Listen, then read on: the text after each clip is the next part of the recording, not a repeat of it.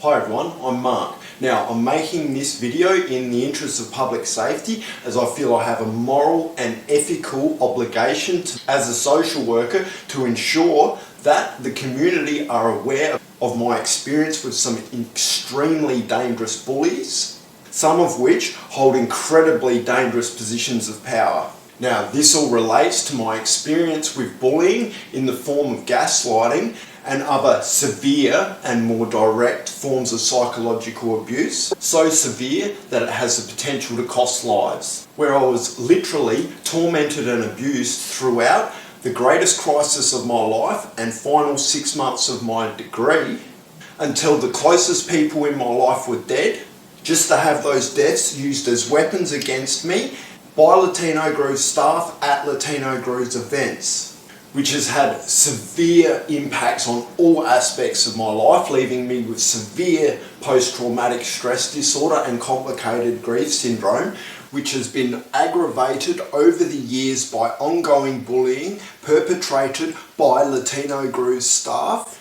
Now, after years of torment and abuse, it has only been through recent attempts of confronting Latino Grooves in full face of the public that I have finally received a response from Latino Grooves providing confirmation of and clearing away any confusion as to the malicious intent behind the gaslighting and psychological abuse I experienced in a cruel and cowardly attempt to isolate me and kick me over and over again whilst I was at my most vulnerable, in a very calculated and deliberate attempt to inflict as much damage as possible across all aspects of my life in a manner that can be considered on par with attempted murder. And the gang mentality by which Latino Grooves went about this falls well within the parameters of conspiracy to murder.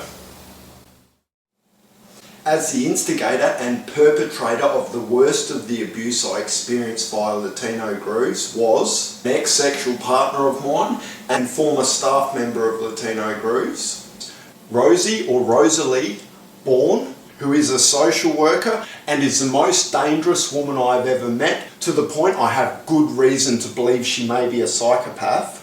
I will be strongly advising the Australian Association of Social Workers, along with any human service organisation who has employed her over the past 7 years, to carefully examine my experience with Rosie in understanding the insidious ways by which she operates and how potentially dangerous she is, and doing whatever is in their power to ensure that every decision she has made throughout her career be reviewed in the interests of public safety, particularly in relation to any allegations of misconduct that may have been made towards Rosie by either clients or other employees. Due to having never inquired as to Rosie's whereabouts or other aspects of her life, I am unaware of the majority of organisations to which this may apply.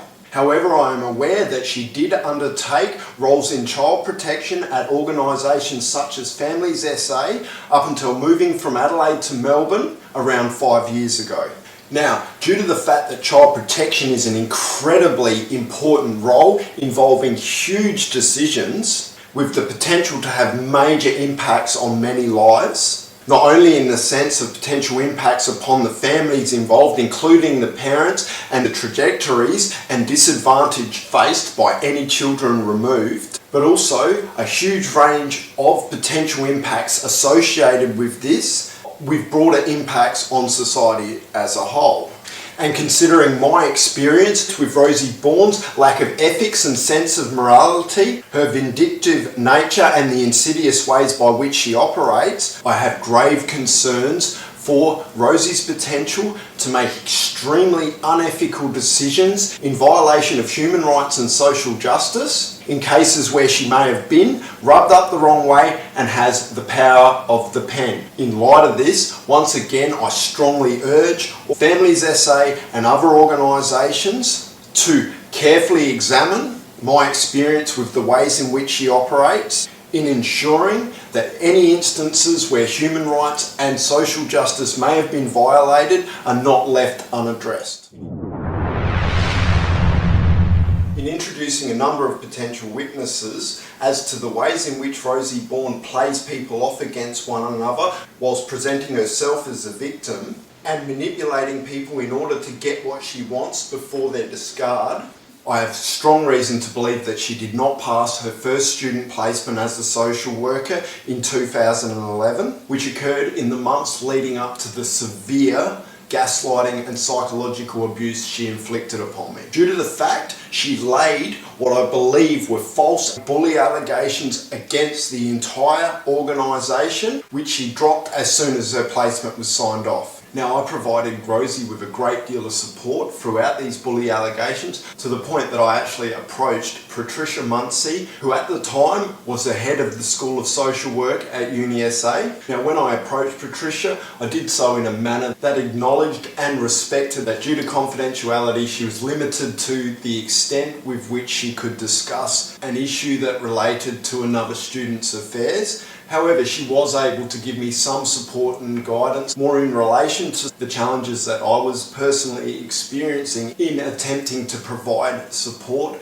around these allegations. Now, putting these allegations into context, Rosie's story is that she was being bullied by all members of the organisation, including the manager and entire staff body, with the exception of her supervisor, which Rosie claimed was due to her being better than everyone else at everything. To which the main example I recall her providing was to do with her rearranging the entire file system of the organisation, which I have no doubt may have upset a few people. Now, I believe what really happened is that the manager and other staff within the organisation were in a greater position to see straight through Rosie. However, Rosie was more readily able to manipulate her supervisor due to the fact that she was located in a separate part of the organisation and therefore removed from the situation. And leading up to the end of Rosie's student placement, her supervisor resigned from a full-time permanent position and joined arms with the University of South Australia's School of Social Work in proceeding with bully allegations against the entire organisation. However, as soon as Rosie was signed off as having passed her student placement, she then turned around and dropped all of these allegations. Throughout the time I supported Rosie in these allegations, I developed a great deal of respect for her supervisor and in the integrity she demonstrated through essentially sacrificing her career in standing up for what she believed was right. And myself urged Rosie to stand up and have some integrity when she turned around and dropped the allegations. Also strongly encouraged Rosie to maintain the relationship with her supervisor, and was absolutely disgusted in the fact that Rosie put in no effort to maintain contact with a woman who had sacrificed so much for her. However, as it turns out, this woman had served her purpose and was no longer any use to Rosie. Now, looking back, I feel like an absolute fool that I was unable to see straight through this and how well it fits with Rosie Bourne's consistent pattern of playing the victim throughout life. Now, I'd be very interested to hear the perspective of those caught up in Rosie's bully allegations on my experience with her, and quite frankly could use the support.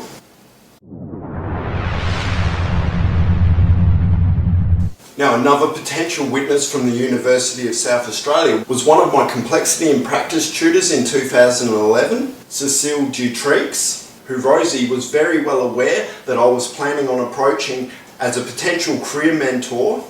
Now, I have strong reason to believe that Rosie sabotaged this relationship, which will be discussed in further detail throughout the timeline of the gaslighting and psychological abuse I experienced at the hands of Rosie Bourne and the rest of her flying monkeys at Latino Grooves at the time specified below. Now, as this is an absolutely huge case with more ethical issues than I can even begin to comprehend, I'd like to take this opportunity to ask the University of South Australia and the Australian Association of Social Workers in assisting to come up with an ethical approach to this matter. Now, I expect that the South Australian body of the Australian Association of Social Workers is likely the most appropriate centre point from which to investigate this case. However, I'm willing to go completely transparent with both organisations in regards to my entire academic record, including referees throughout both of my student placements, as well as an extensive list of highly reputable professionals who hold positions from which they will be able to provide confirmation of the consistent character I have demonstrated throughout the past 15 years. Now, after years of pain and confusion, it has only been through coming to the point that I realise I will never heal unless I stand up for myself, and through the recent series of attempting to raise my complaints against Latino groups in full face of the public, that I have, for the first time, confirmation from Latino groups as to the calculated and malicious attempts to destroy all aspects of my life, including my reputation both socially and in relation to my career. Such confirmation came when Hugo Salcido, the founder and manager of Latino Grooves, put a post out to his 17,000 followers claiming that it's all lies that I've made up to hurt them, which doesn't make any sense, that I'm the obsessed ex, whilst blatantly lying himself and pretending the worst of the abuse occurred 10 years ago, when in actual fact everyone knows it was 7, and completely neglecting the ongoing abuse that I have experienced over the years since, claiming that I'm crazy and making it all up to hurt them. Initially tagging me in this post, however deleting me when I'd only had the opportunity to respond to 2 comments, in order for Latino Grooves to control and manipulate the narrative, which is a blatant attempt of triangulation on a mass scale. For those who aren't familiar, triangulation is a tactic of narcissistic abuse, which I will discuss in detail in attempting to thoroughly articulate my experience with these dangerous bullies. However, in addition to providing an extremely dishonest and manipulative response and then cutting me out of the conversation, when I added comments relating to this onto my review on their company, Latino Grooves appear to have since responded to this by completely removing their reviews section. Now, Hugo Salcido is an incredibly dangerous man who holds large social events in the form of Latin dance events at venues such as the Aqaba Hotel, who is a known bully amongst the Latin dance community, who has over the last 15 years attempted to, and in most cases succeeded, in bullying everyone who has made reservations to host Latin dance events at the Aqaba Hotel into cancelling their reservation. Now, in my understanding, such conduct is illegal under freedom of trade legislation. I make no apologies over the fact that I am speaking to second-hand information due to the fact that over the past 15 years I have consistently heard the same story over and over again by completely unrelated sources, that I have absolutely no question about the truth behind this. In addition to and further supporting this, according to the last person that I'm aware of who has been bullied into cancelling their reservations, the Aqaba Hotel is very well aware of Hugo's conduct surrounding this, however has not been in a position where they're able to do anything about it. Personally, I feel that the Aqaba Hotel and those who have had this experience owe it to the community to come forward in the interests of public safety. In addition to this, over the past 6 months, Hugo Salcido has also attempted to incite violence on 2 separate occasions between 2 separate sets of people within the dance community. Now, I was one of those people after Hugo bullied me into removing my first review. I reluctantly met with him for a coffee, encouraged me to retaliate with violence against one of his staff members after I described the particular instance of bullying which occurred 7 years ago. Now, the other occasion of Hugo inciting violence involved a member of a rival school who approached Hugo for advice in relation to conflict with a teacher in yet another competing school, and was advised by Hugo to bash and have this other member of the community kicked out of the country, which, had his manipulation been successful, would have seen Hugo effectively hit 2 birds with 1 stone without so much as getting his hands dirty. Now, this is absolutely unacceptable behaviour from anyone hosting social events of any magnitude. Now, I'm quite concerned that despite a lot of these instances being public knowledge, that the Latin community is continuing to support Latino growths. Now, quite frankly, I find myself very concerned that despite a lot of what I've said being common knowledge, particularly amongst the longer term dancers, that the majority of the Latin dance community appeared to condone Hugo Salcido's insidious mentality, as demonstrated by the ongoing support for his company.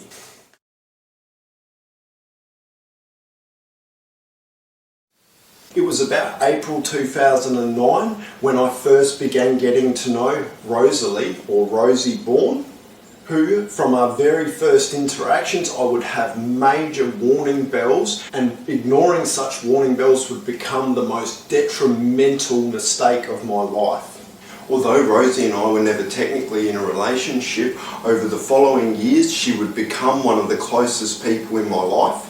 Now, Rosie and I first met at one of Latino Grooves' events on a Wednesday night at the Arcaba Hotel.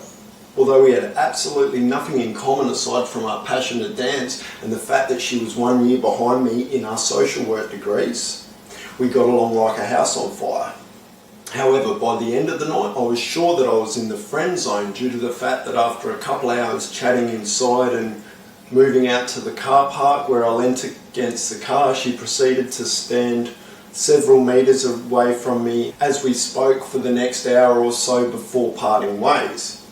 However, to my surprise, no sooner had I got home, I received a message from Rosie somewhere along the lines of, "I like the guy to make the first move, you know."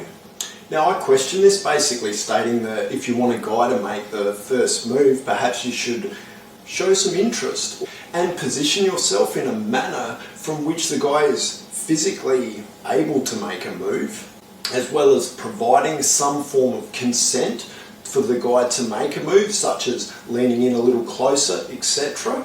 To which Rosie responded, "No, it's a game. I'm supposed to act disinterested so that you chase me." Now, I thought this was absolutely insane and pointed out the fact that that would be on par with stalking. Now, I challenged this in a manner that acknowledged the fact that I've got enough respect for myself and women that if a woman is behaving in a manner which suggests they are only interested in friendship, that it is only respectful for me to treat the relationship as such. Now, although this had set off major alarm bells, I dismissed her insane logic as most likely being ideas that she had picked up through some dangerous date rape promoting advice she'd read in some sort of girly magazine. Now, Rosie Bourne is the most dishonest person I've ever met. Now, Rosie was an incredibly confused girl with her silly religious ideas, and my level of uncomfortability grew as the warning bells got louder and louder. Now, although Rosie had had sex several times early in her teenage years, she had joined a virgin club in a religious private school where she had proceeded to lie to her closest friends pretending to be a virgin for over a decade. Now, throughout those early weeks, probably the first 5 to 7, Rosie had told me over and over again, literally dozens of times, that she didn't want to have sex and that she was saving herself for marriage. Of course, I was very open with the fact. Personally, I don't really believe in monogamy. I see it as kind of an unrealistic and unnatural, socially constructed institution designed to support labour-based societies. As well as the fact that although I respected her decision not to have sex, that I wasn't willing or prepared to go without her. However, I was happy to maintain friendship and continue fooling around on a lighter level. However, as things progressed, I found myself becoming incredibly uncomfortable that the situation may become some kind of date rape scenario due to the fact that although on a verbal level the words "I do not want to have sex" kept coming out of her mouth, what she was doing was things like lowering herself down onto me and then acting all shocked and pretending it slipped in, like, "Oh, was that in?" It was actually quite embarrassing to watch. I pulled her up on it, you know, like, "Who are you trying to kid, you or me? We both know what you're doing. Now, if you want to have sex, I'm fine for you to explore yourself. However, if you want to have sex, I need some kind of verbal consent so that we're on the same page that that's what you're doing." And of course, once that was cleared up, she explored herself and found that sex wasn't this evil thing that religion had told her, quite the opposite. Then of course she was too scared to tell her best friend. It took me literally weeks to convince her that if your best friend disowns you for having sex, she's not your best friend. And of course, when she finally built the courage to speak to her best mate about it, she didn't disown her and was actually really excited to hear all the gory details. I recall her being absolutely perplexed over the fact that although that her and her little group of religious friends in their Virgin Club had come up with these tick box checklists of the dream men that they were going to marry, however, she found herself in this situation with me, who didn't fit in with absolutely any of her superficial ideals of a husband. However, for whatever reason she was unable to comprehend, she was able to open up to me in ways she had never been able to open up to even the closest of her friends. Now another extremely good example of just how deeply Rosie's dishonesty filtered through to just about every aspect of her life was when I took her down to the docks at Glenelg for lunch. As we entered the restaurant, she asked whether we should sit inside or outside. And as it was an absolutely beautiful day, I looked outside and said, "It's a lovely day, perhaps we should sit outside by the yachts." And did my best to hide my disappointment when she turned around and said, "Okay, let's sit inside." After sitting down and taking a look at the menus, possibly even ordering, Rosie then looks outside and says, "It's a lovely day outside, why are we sitting inside?" To which I replied, "That's what I said," before Rosie responded, "But I thought you wanted to sit inside." And I was like, no, if I wanted to sit inside, I would have said I wanted to sit inside. It's a pretty simple fucking question. Now, I'm still not sure that I've figured out the logic behind this. I assume somewhere along the lines of because Rosie constantly lies and tells people what she thinks they want to hear, that she assumes that's how others communicate, and then counters that. I don't really know. But I guess the point is, when you're dealing with someone who operates on that kind of logic throughout every aspect of their life on a day-to-day basis, it's not hard to imagine how unmanageable it becomes. Now, although all of this was contributing to great concern and the major warning bells with which I had from the start, and was very much out of line with the strong values I'd developed surrounding honesty, although I couldn't even begin to comprehend the level to which this affected Rosie, there had been subtle levels of dishonesty throughout my life with which I'd had to identify and practice courage around in developing the values around this that I had. The more I got to know of Rosie's story, the neglect she had experienced through her family, and the pretentious and judgmental religious environments with which she'd grown up, the more I was able to treat her with love and compassion in attempting to understand the ways in which she had evolved to become so dishonest, and do my best to encourage her to practice courage around this sort of stuff. Now, despite all my reasons for concerns, there were things that I liked about Rosie. Once we started having sex, it was actually pretty good, although there was ways in which she would never be able to keep up with my sex drive. And almost like the experience I've heard from many women, Rosie was a bit like a lot of blokes in the sense that once she'd had an orgasm, she pretty much just wanted to roll over and go to sleep.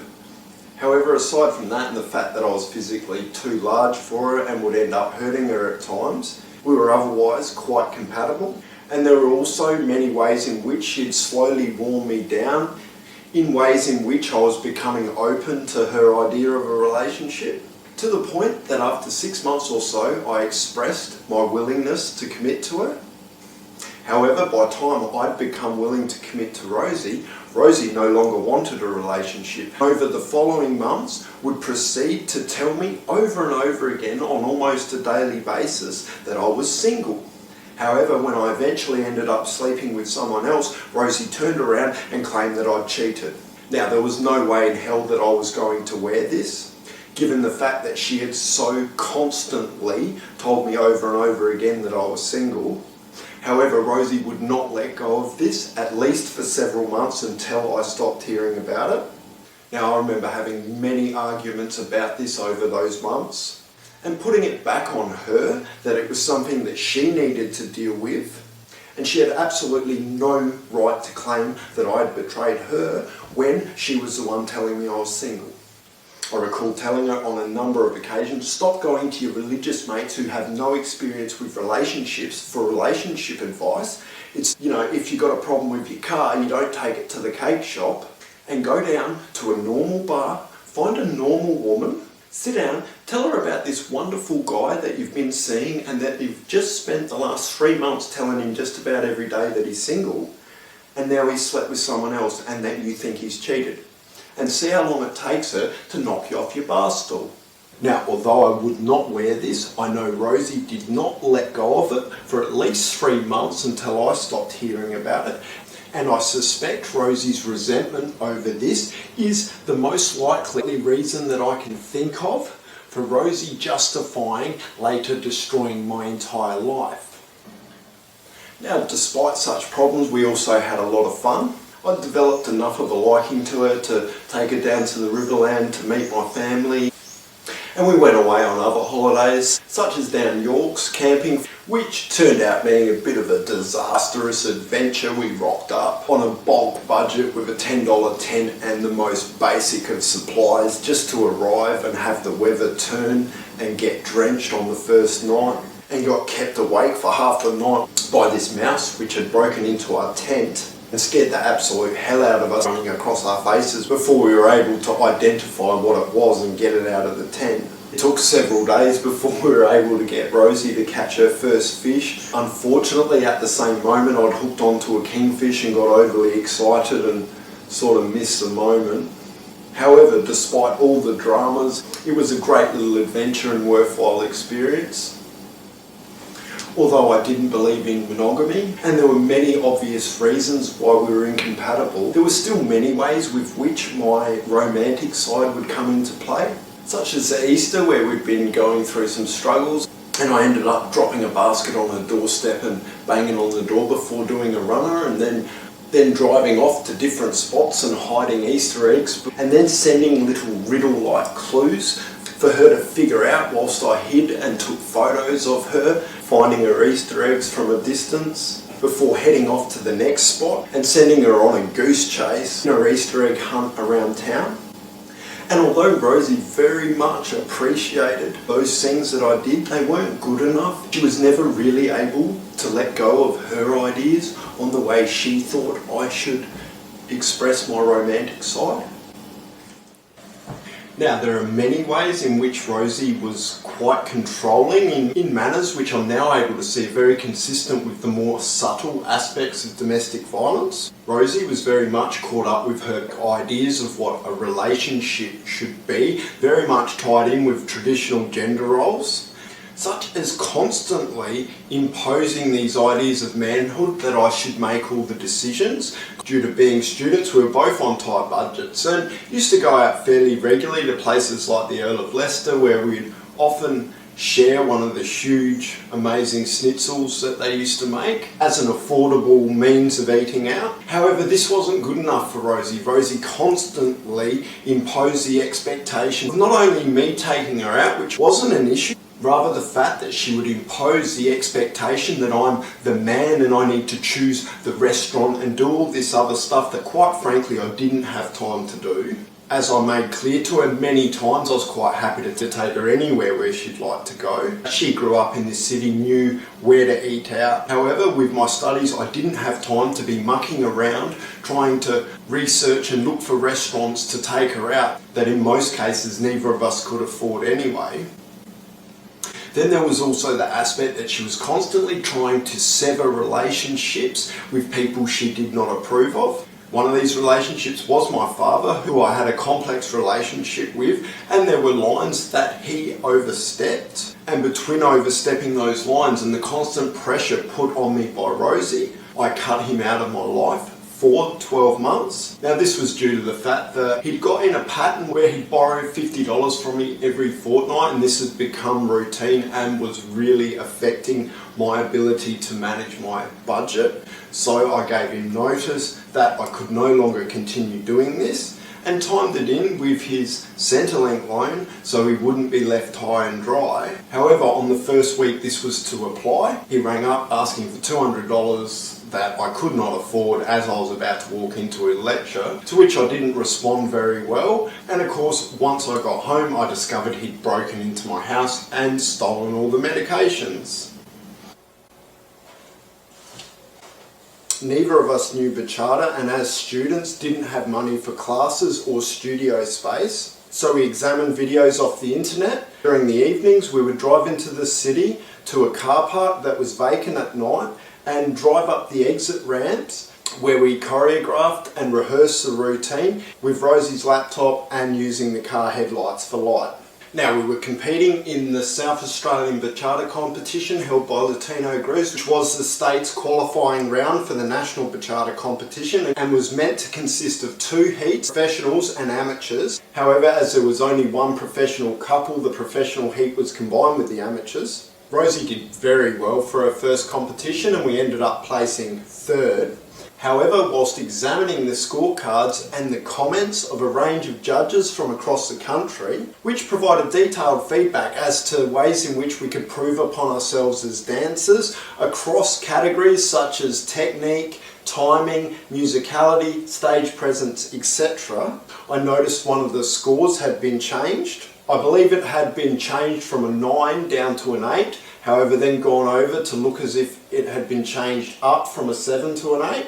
As soon as I spotted the changed score, Julia snatched the scorecard out of my hand and put it behind her back. When I argued it was our scorecard and that it had extensive feedback from the national judges, Julia backed into the green room and closed the door going, "It's my scorecard." Everyone who approached me after the competition said that it was bullshit and that me and Rosie should have placed ahead of Sam and Becky, who danced their entire routine out of time, and that it was blatantly obvious that Julia just wanted her teachers in the National Bachata comp. However, the most significant thing about this little story is that later the footage of what was predominantly my choreography would be held hostage by Rosie for several months in a manner with which I would be forced to literally beg for a copy, whilst Rosie gaslighted me and played me off as the obsessed ex. Around mid-2010, after 6 years of complete abstinence and sobriety from both alcohol and other drugs, and started questioning whether the problems that I'd experienced earlier in life relating to my ability or inability to moderate my alcohol consumption were more due to the fact of me being young and several other weak arguments I used to justify testing the fact, and I picked up that first drink. Now, of course, almost immediately I was unable to control my alcohol consumption. Not that that really affected my ability to function, however, it soon got me in a position where I couldn't stop and alcohol was required for me to function. Now, this didn't cause too many problems aside from chipping away at my health and creating challenges as far as driving. However, otherwise I functioned relatively well on alcohol, and this had very little effect on my academic performance and other aspects of my life. During the second half of 2010, I applied for and was accepted into the honours stream for my Bachelor of Social Work. However, after great consideration, I opted to knock back honours as I saw the final year subjects that I would have to miss as being of greater value to the direction upon which I was planning on taking my career.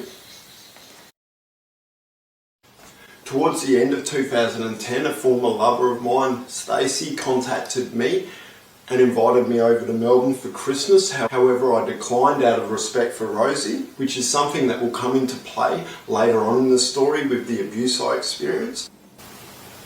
Although I'm unable to recall the majority of TV shows she was into, I do know Rosie was completely obsessed with the show Gossip Girl. Based on the name, this was something I had absolutely no interest in. However, as it was something that she was into, I did actually consider buying her a season for Christmas. But in the end, I think someone else got in first. Now, it's only been in more recent years that I've been able to identify the potential significance of this, and although I'm still unable to bring myself to watch such garbage, From what I understand, based on what I've read and the small amount that I've been told, it's an incredibly sick, toxic show about some girl who creates this anonymous online figure, gossip girl, who goes around destroying people's lives with gossip. Now, I'd be very interested from anyone who's familiar with the show as to whether Gossip Girl, being one of Rosie's greatest heroes, is likely to have been a significant influence and even inspiration to the gaslighting and psychological abuse that Rosie inflicted upon me, and the ways in which she used this to completely destroy my reputation and all aspects of my life.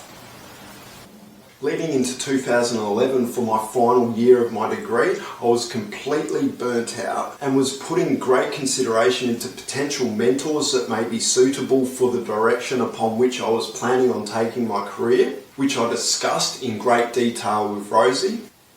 Throughout the first half of 2011, whilst burning out on my subject, I exhausted a great deal of energy supporting Rosie throughout the alleged bullying she experienced throughout her first student placement. This is also the same period throughout which I believe Rosie sabotaged my mentorship. Now, there was quite a lot going on leading up to the second half of 2011. As I mentioned previously, I sought consultation from the head of the university, Patricia Munsey, in regards to seeking support in supporting Rosie throughout these bully allegations. I recently recalled a coincidence that I believe leads very well into this subject. Now, this occurred around about the time that I was helping support Rosie through the alleged bullying she was experiencing throughout her first student placement and leading into the abuse that I experienced. Now, this coincidence relates to my professional mentorship, which was a huge decision that I put a great deal of consideration into late 2010 and throughout the first half of 2011, which was something that I frequently discussed with Rosie and have good reason to believe she may have sabotaged along with virtually all other aspects of my life. Throughout these discussions, we explored a number of potential candidates that may be suitable for the direction I was planning on taking my career. Now, one of these candidates was a tutor I had for complexity in practice, who I developed a great deal of respect for throughout the first 3 or 4 months of the subject, who also happened to be one of Rosie's tutors.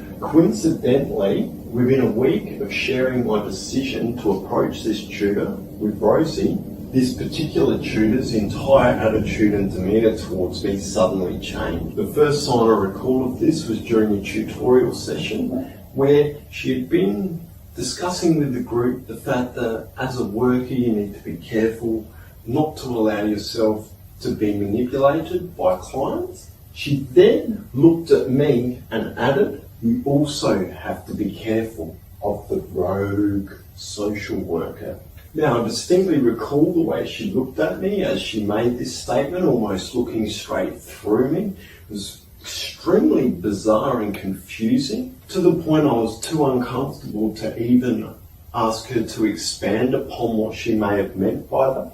Now, this comes as quite a shock to me, really. Although it was quite a large tutorial group which limited our interaction, there had never been any signs of uncomfortability throughout the first 3 or 4 months. It just didn't make sense, I really enjoyed complexity in practice, and although it was one of the more difficult subjects, I thrive on complexity. I've done exceptionally well in the first 2 assignments that she'd marked, receiving a high percentage credit for the first and a distinction for the second, which covered all of the core course content, and there was absolutely no logical explanation that I could see at this stage for such a shift in her attitude towards me. I immediately lost respect for her and became too uncomfortable to approach her as a potential mentor, which left me unsupported and even more isolated and vulnerable to the gaslighting I was beginning to experience. Now, I had to look up the definition of rogue. According to Google, it's a dishonest or unprincipled man.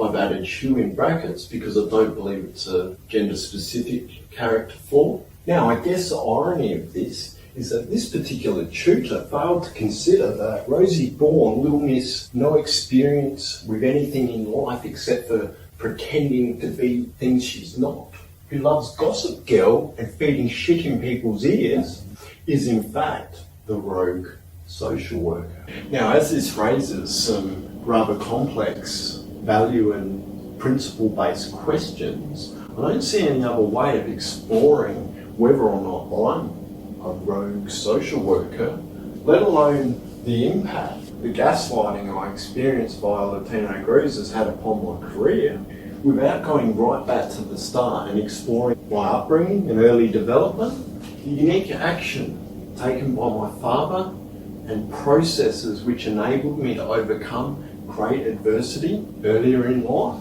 the influence this has had upon my understanding of myself and development of the previously stated character traits. Like, it's all good and well for me to say that I've consistently demonstrated these qualities over the past 15 years, but it doesn't mean much without an understanding of where they come from and how they have contributed to my success in my relationships and ability to connect more intimately with others, and in rising above a range of mental health issues, all of which led me to becoming a dancer, which no one expected, and has had a major influence upon my human understanding and aspirations as a social worker.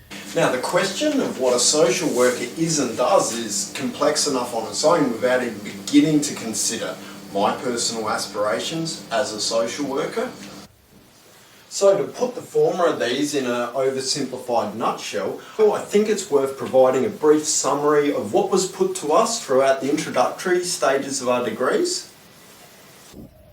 Now, the first thing that was put to us was that the ultimate aim of social work is to do ourselves out of a job. Now, that's quite unique. We'd have to be the only profession on the planet, at least that I'm aware of, that's main objective is to do ourselves out of work. So, what is our job? Working at the interface between humans and their environments in pursuit of human rights and social justice. Big, broad, complex stuff. Now, it was made very clear to us within our first few lectures that if we were there to pursue a lucrative career path, that we were in the wrong place. We were given two main career options: direct client service or activism, whether as employees of organisations or private practitioners. In stressing this point, they made it very clear that in most positions we'd be struggling to make ends meet within organisations that have barely enough resources to keep the doors open to provide the illusion of help for those who don't need it. Now, the university was very critical and upfront in acknowledging education's role in teaching people to conform rather than to think, and the challenges that this presented them in undoing this, and we were strongly encouraged to think critically and challenge the status quo.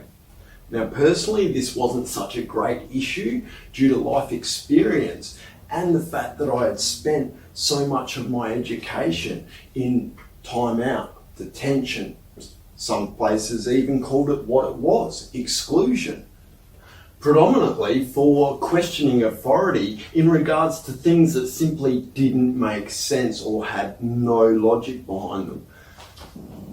In introducing and enabling us to practice such concepts, we undertook subjects like philosophy, knowledge and ethics, and sociology, where we were provided all kinds of critiques on all aspects of society and presented with the complex challenge of providing further critique upon such critiques.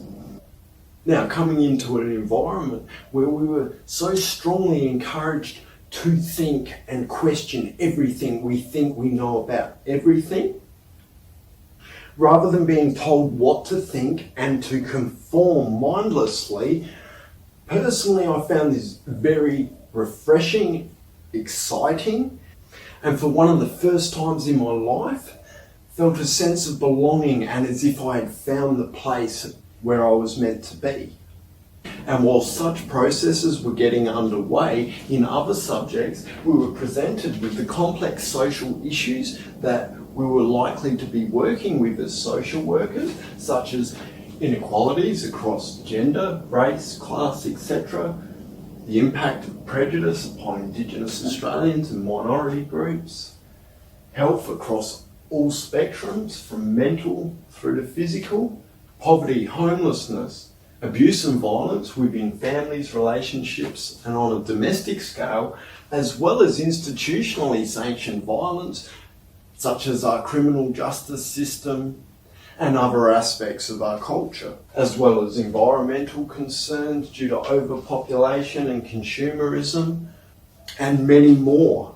However, the most major concerns stressed by all of our lecturers throughout the first year of our degree related to our ageing population. We were advised that within 20 years, with some variation between different societies, that everyone would either be the elderly or employed looking after the elderly. Now, I don't know what anyone else in that room was thinking, but that's physically impossible. That's no one to run any other aspects of society.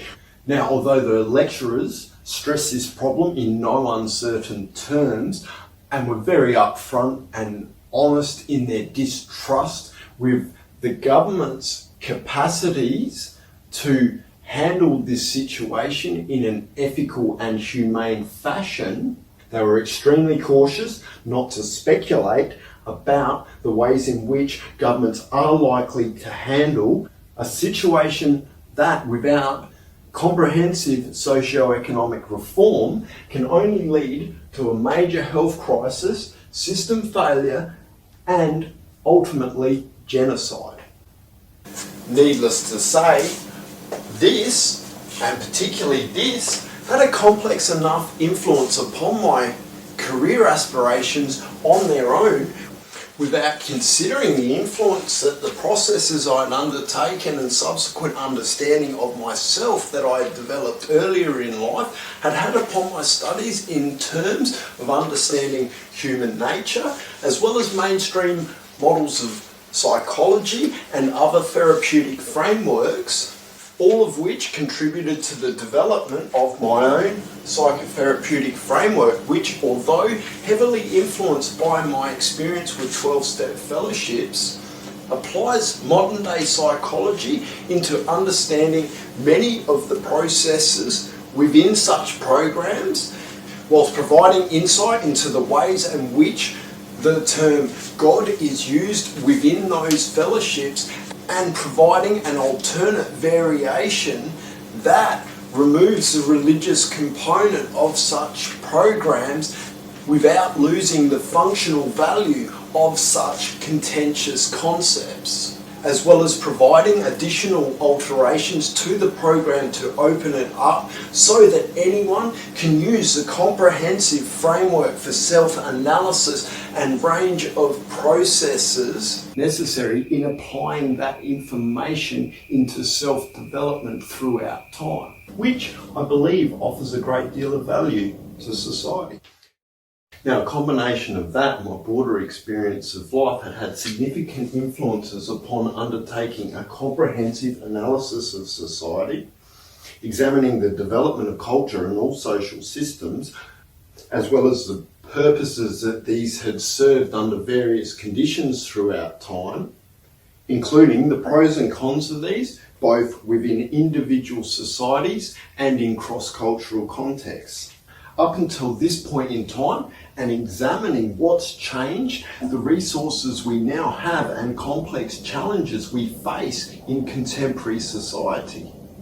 And then applying all of this information into formulating an alternate social structure, including reform of all social systems from our political system, our entire economic structure, from the way that we approach employment, welfare and participation in society, as well as our criminal justice system and approach to education, and in promoting a more stable, efficient and humane culture that is more equipped in facilitating the health, well-being and greater human potential of all members of the human species. Now, as it would serve very little purpose to formulate such a revolutionary model of social reform without putting great consideration into how to go about introducing such ideas to society, my career aspirations at this point in time strongly centred around using my skills as an artist, dancer and social worker, as well as my experience with life, to go into private practice and activism fighting for greater social change, with the ultimate aim of building a human service organisation structured to provide a holistic range of services and facilitating many complex functions necessary in informing the development of such comprehensive social reform and introducing such an alternate model to society. Then we must consider the strengths and challenges of the position I was in prior to the bullying I experienced at Latino Grooves. Now, despite facing many challenges, I was actually in a very good position to proceed with slowly working towards all of this. Prior to the impacts, my experience with gaslighting and psychological abuse at Latino Grooves have had upon my position in terms of health, finances, reputation, socially and professionally, access to support and resources, my sexuality, and the complex challenges this has all created for my security and well-being, as well as my ability and opportunity to achieve my human potential and career aspirations. Now, due to all of this and the conversations we had had on many social issues throughout our degrees, Rosie Bourne was very well aware of my past and the influence that had had upon my value systems, my successes within my relationships, and the fact that I had virtually no conflict with anyone. Don't get me wrong, I'm not going to pretend that I didn't have complex relationships with all sorts of people, particularly my father. However, the biggest relationship problem that I had, I didn't even know about. And how could I even know there was a problem? I'd always been open about my views on things such as monogamy, and throughout that 6 months leading up to being played off as the obsessed ex, Rosie and I had had many discussions on topics such as religion as a patriarchal organisation and the role it's played in society throughout time in demonising human nature via fear, guilt and shame, in the indoctrination of value systems surrounding sexual desire and orientation, monogamy and marriage, and traditional family structures as institutions structured to serve labour-based societies. Now, from a psychosocial perspective, when examined critically, such culturally imposed value systems surrounding traditional ideas of a relationship can be seen as having all kinds of highly subjective, often unrealistic, and in other ways potentially problematic expectations attached to them. Now, if that's not complex enough on its own, from a socio-economic perspective, the value systems behind such relationships are very much tied in with and institutionalised by legal and religious contracts such as marriage, which is ultimately the culturally sanctioned ownership of another human being and is attached to a whole range of further complex social expectations surrounding the ownership of other human beings in the form of our offspring. And finally, the formation of our economic system around such traditional relationship structures has had major influences upon the cost of living, including the prices of, say, housing, vehicles, a business suit, etc., which have remained relatively consistent in their proportion to the average wage up until this point in time, further contributing to the institutionalised dependence upon such relationships. However, setting aside economic dependence back to the value systems surrounding monogamy and relationships, although there have been major declines in people identifying with religion over, say, the past 50 years or so, many of the value systems surrounding relationships, monogamy and sexuality have still carried over into contemporary society. Where these have the potential to become highly problematic is when such belief and value systems are used as excuses to justify prejudice, abuse and violence against any individual or minority group. An example of this may be something like slut shaming, which is a sexually oppressive form of abuse perpetrated by both men and women and most commonly inflicted upon females, which is similar to other forms of prejudice and abuse relating to people's sexuality and sexual orientations, although this generally occurs on a less gender-specific basis. Another common and very good example can be seen in cases where people fail to live up to these unrealistic social expectations and value systems in succumbing to their natural sexual desires and commit adultery, which is also commonly used as an excuse for abuse and violence. Now, whilst generally speaking in all of these cases, such abuse could be said to have less to do with the behaviour of the victim and more to do with the value systems of the perpetrators. However, even this becomes complicated due to the fact that these value systems can be seen as to opening sex up as being used as a weapon in the form of psychological and even social abuse, in instances such as revenge sex, which is not only used to cause psychological and emotional pain, but often as a means of causing conflict within or even completely severing a relationship with a third party such as a friend or family member. Or perhaps even flaunting or using a new relationship in an emotionally abusive manner.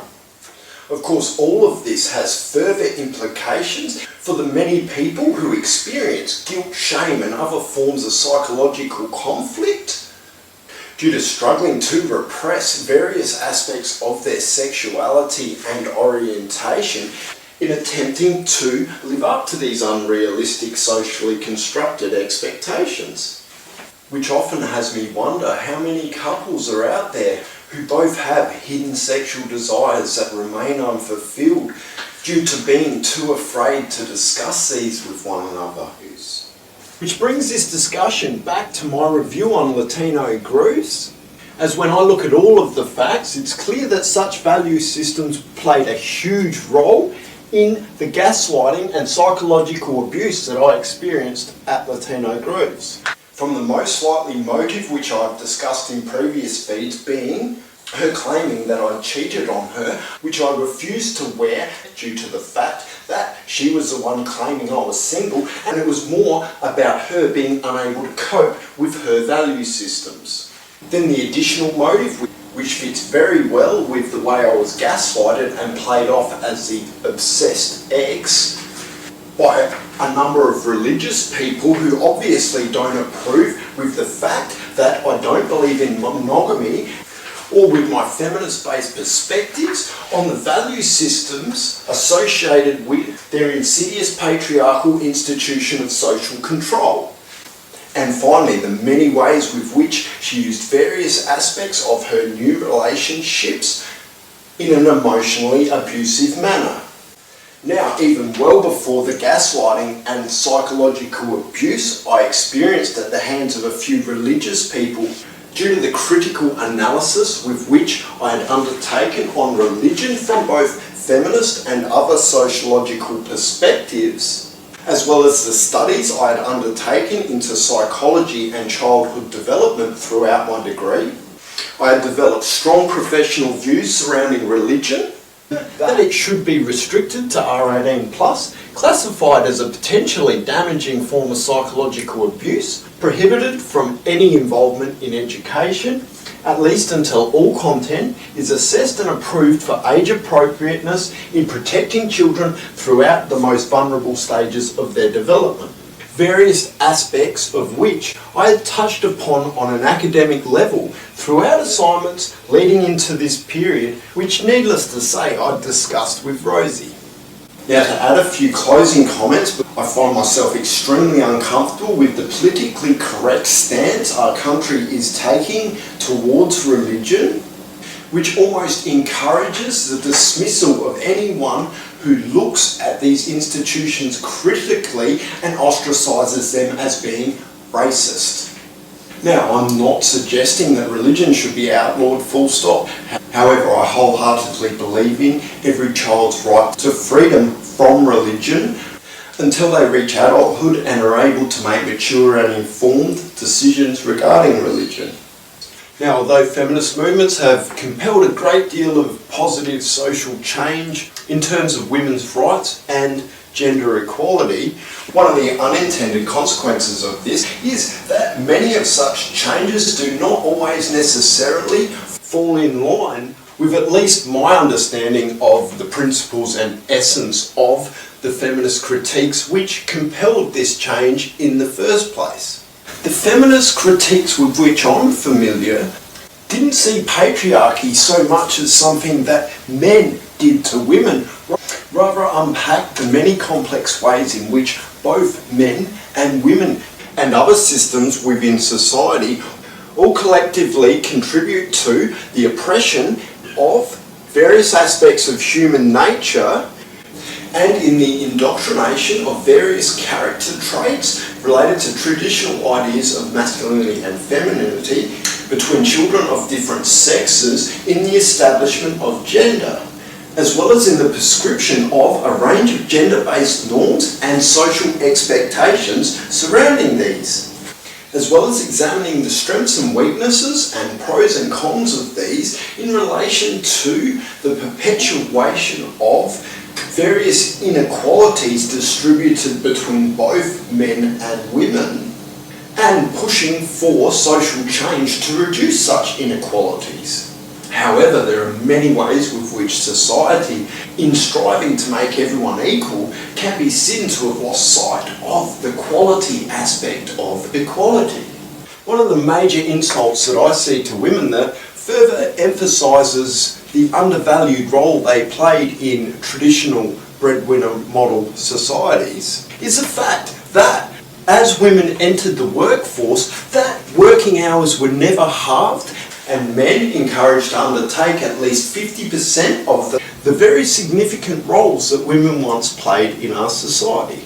Now, whilst that's arguably what should have happened, what appears to have happened is that governments have latched on to women as additional human capital to be exploited, with complete disregard to the significance of the roles they once played in society. Of course, one of the incredibly complex negative consequences of this is that these roles are now no longer being fulfilled. Now we are seeing typical family structures where both mum and dad are expected to work full hours, often without being any better off financially. Both mum and dad are burnt out, haven't seen the kids, haven't had any time for themselves, let alone enough time to prepare meals, which is arguably a contributing factor to a growing culture of pre-prepared, over-packaged and single-serving food-like products, which are often incredibly unhealthy, not to mention the additional pressures this places on our environment due to excess waste. Now, the potential health impacts all of this has extends well beyond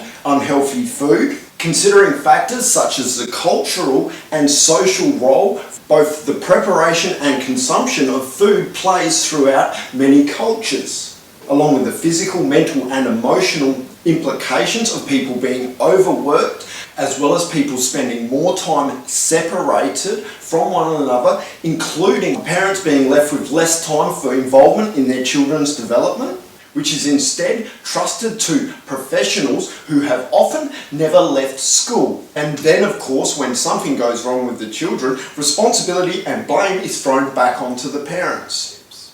I also see the economic dependence upon relationships as playing a major role in problems with domestic violence, in the sense that under current wage structures, many people are often left in a position where they're forced to choose between a relationship or poverty.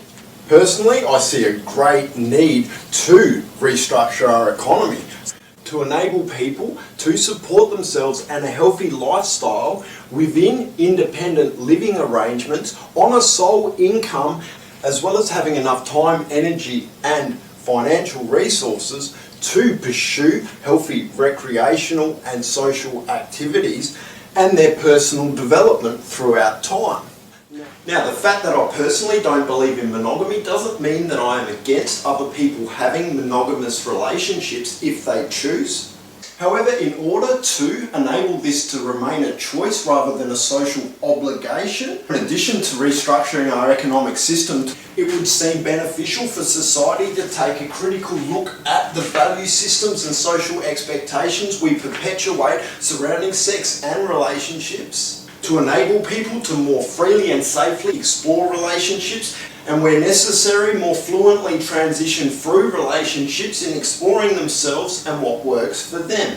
However, what appears to have happened is, in many ways, it seems as if, rather than compassion for the ways in which both men and women have been traditionally indoctrinated into these gender roles throughout time, and working together as men and women to improve upon all of these systems that can be seen as consistently contributing to and setting people up for these commonly experienced problems, it would seem that the negative aspects of masculinity are being countered with those same negative aspects. And we are seeing more traditional authoritarian approaches being applied in laying the blame back onto individuals and in trying to beat the pain out of people, which never has and never will work as far as I'm concerned.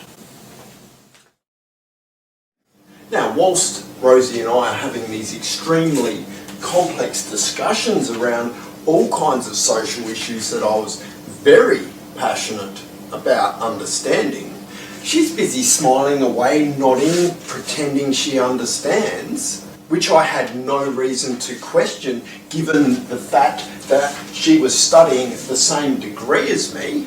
Although, if I'm honest, looking back to the work that I read of hers throughout those couple of years, it rarely exceeded the base core content, written and presented in a nice, neat, orderly fashion, consistent with her private school education. However, I don't recall any of her work ever going over and above or ever attempting to take a risk and delve into the more complex aspects of society. Now, unlike Rosie Bourne, I actually have some experience in life and wisdom that's come through that. And I presume that she was well aware that I had no intention of approaching my career with anything other than the same level of transparency I do my best to maintain within all of my relationships. Now, Rosie was also very well aware of the direction upon which I was planning on pursuing my career aspirations, as well as the fact I had absolutely no intention of burning myself out, scrubbing the deck on a sinking ship and preserving the status quo in pursuit of her delusional white picket fence religious ideas of a relationship. She was also very aware of my intellectual disabilities and the fact that due to my past I had absolutely no experience looking for work, and that although this had all led to the success that I'd had within my relationships, that university had shrunk my inner circle down to these 6 people, along with the severe crisis that I was thrown into throughout the last 6 months of my degree, throughout which time she chose to inflict such severe psychological abuse upon me that I'd be left in a critical state, literally fighting for my life, completely traumatised and isolated. The first of many subtle clues that I failed to pick up on at the time as to Rosie's motives and clear intention to play me off as a obsessed ex came early May 2011 on my birthday, when as a present she rocked up and gave me a number of things of personal lubricant along with I think some chocolate, and her explanation was, "I can't think of anything else you like." Now, I can't say that I was overly impressed at the time, and I did feel it was a bit of a lame effort. However, given the fact that, as I've mentioned, Rosie was quite lazy in bed, and that even on days where I'm fortunate enough to have sex several times, it's still not uncommon for me to end up masturbating a couple of times on top of this. So I guess in a practical sense, I didn't see it too much different to receiving socks as a present. And also between over the years having come to a point where I don't place a great deal of significance in birthdays, and with a lot on my plate at the time I didn't really think a great deal of it. However, the significance of this present will become clear as we move into the details of the many ways in which I was gaslighted and played off as the obsessed ex. On the 10th of May, due to some kind of mix-up with the Register of Motor Vehicles, my licence would become expired on the police system, even though according to the Register of Motor Vehicles system, I was not due to expire until the following year. However, I would remain unaware of this for the following months, throughout which times there were several occasions which I was sure that I had drawn attention from police vehicles that had been unable to get themselves into a position to pull me over. Now, I'm not sure if I actually mentioned that to Rosie. I know I did to a couple of my closer friends. Although I found it odd and it did provoke a certain level of uncomfortability, it wasn't something that was of major concern as I hadn't been involved in anything too out of line. It was something that I could see a number of possible explanations for. Firstly, at some stage after relapsing, I'd started smoking dope, which of course involved purchasing dope from people who may have potentially been under police surveillance. Secondly, throughout my years of recovery, who were often at various stages of attempting to leave all kinds of chaotic lifestyles in the past. Thirdly, the fact that I was driving a WRX may have been enough of a reason for some police to attempt to pull me over. And finally, there was the fact that I may have drawn attention through the nature of the premises within which my father was living, which will become clearer in attempting to detail the circumstances which would unfold in the following months. It was also throughout May, perhaps heading into early June, that one of my closest friends would decide to pack up his entire life and move to Melbourne. On the spare of the moment, with around a week's notice, which would require me to help pack up his entire life after around a decade and shift it into storage. This came at a terrible time for me. Having handed in all my major assignments for most of my subjects, I still had my final assignment for complexity in practice, which out of that entire semester was the one I was most looking forward to. The task of the assignment was to design a program around a particular social issue. However, complexity in practice was structured different to a lot of subjects, in the sense that its most major assignment was in the middle, and the final assignment was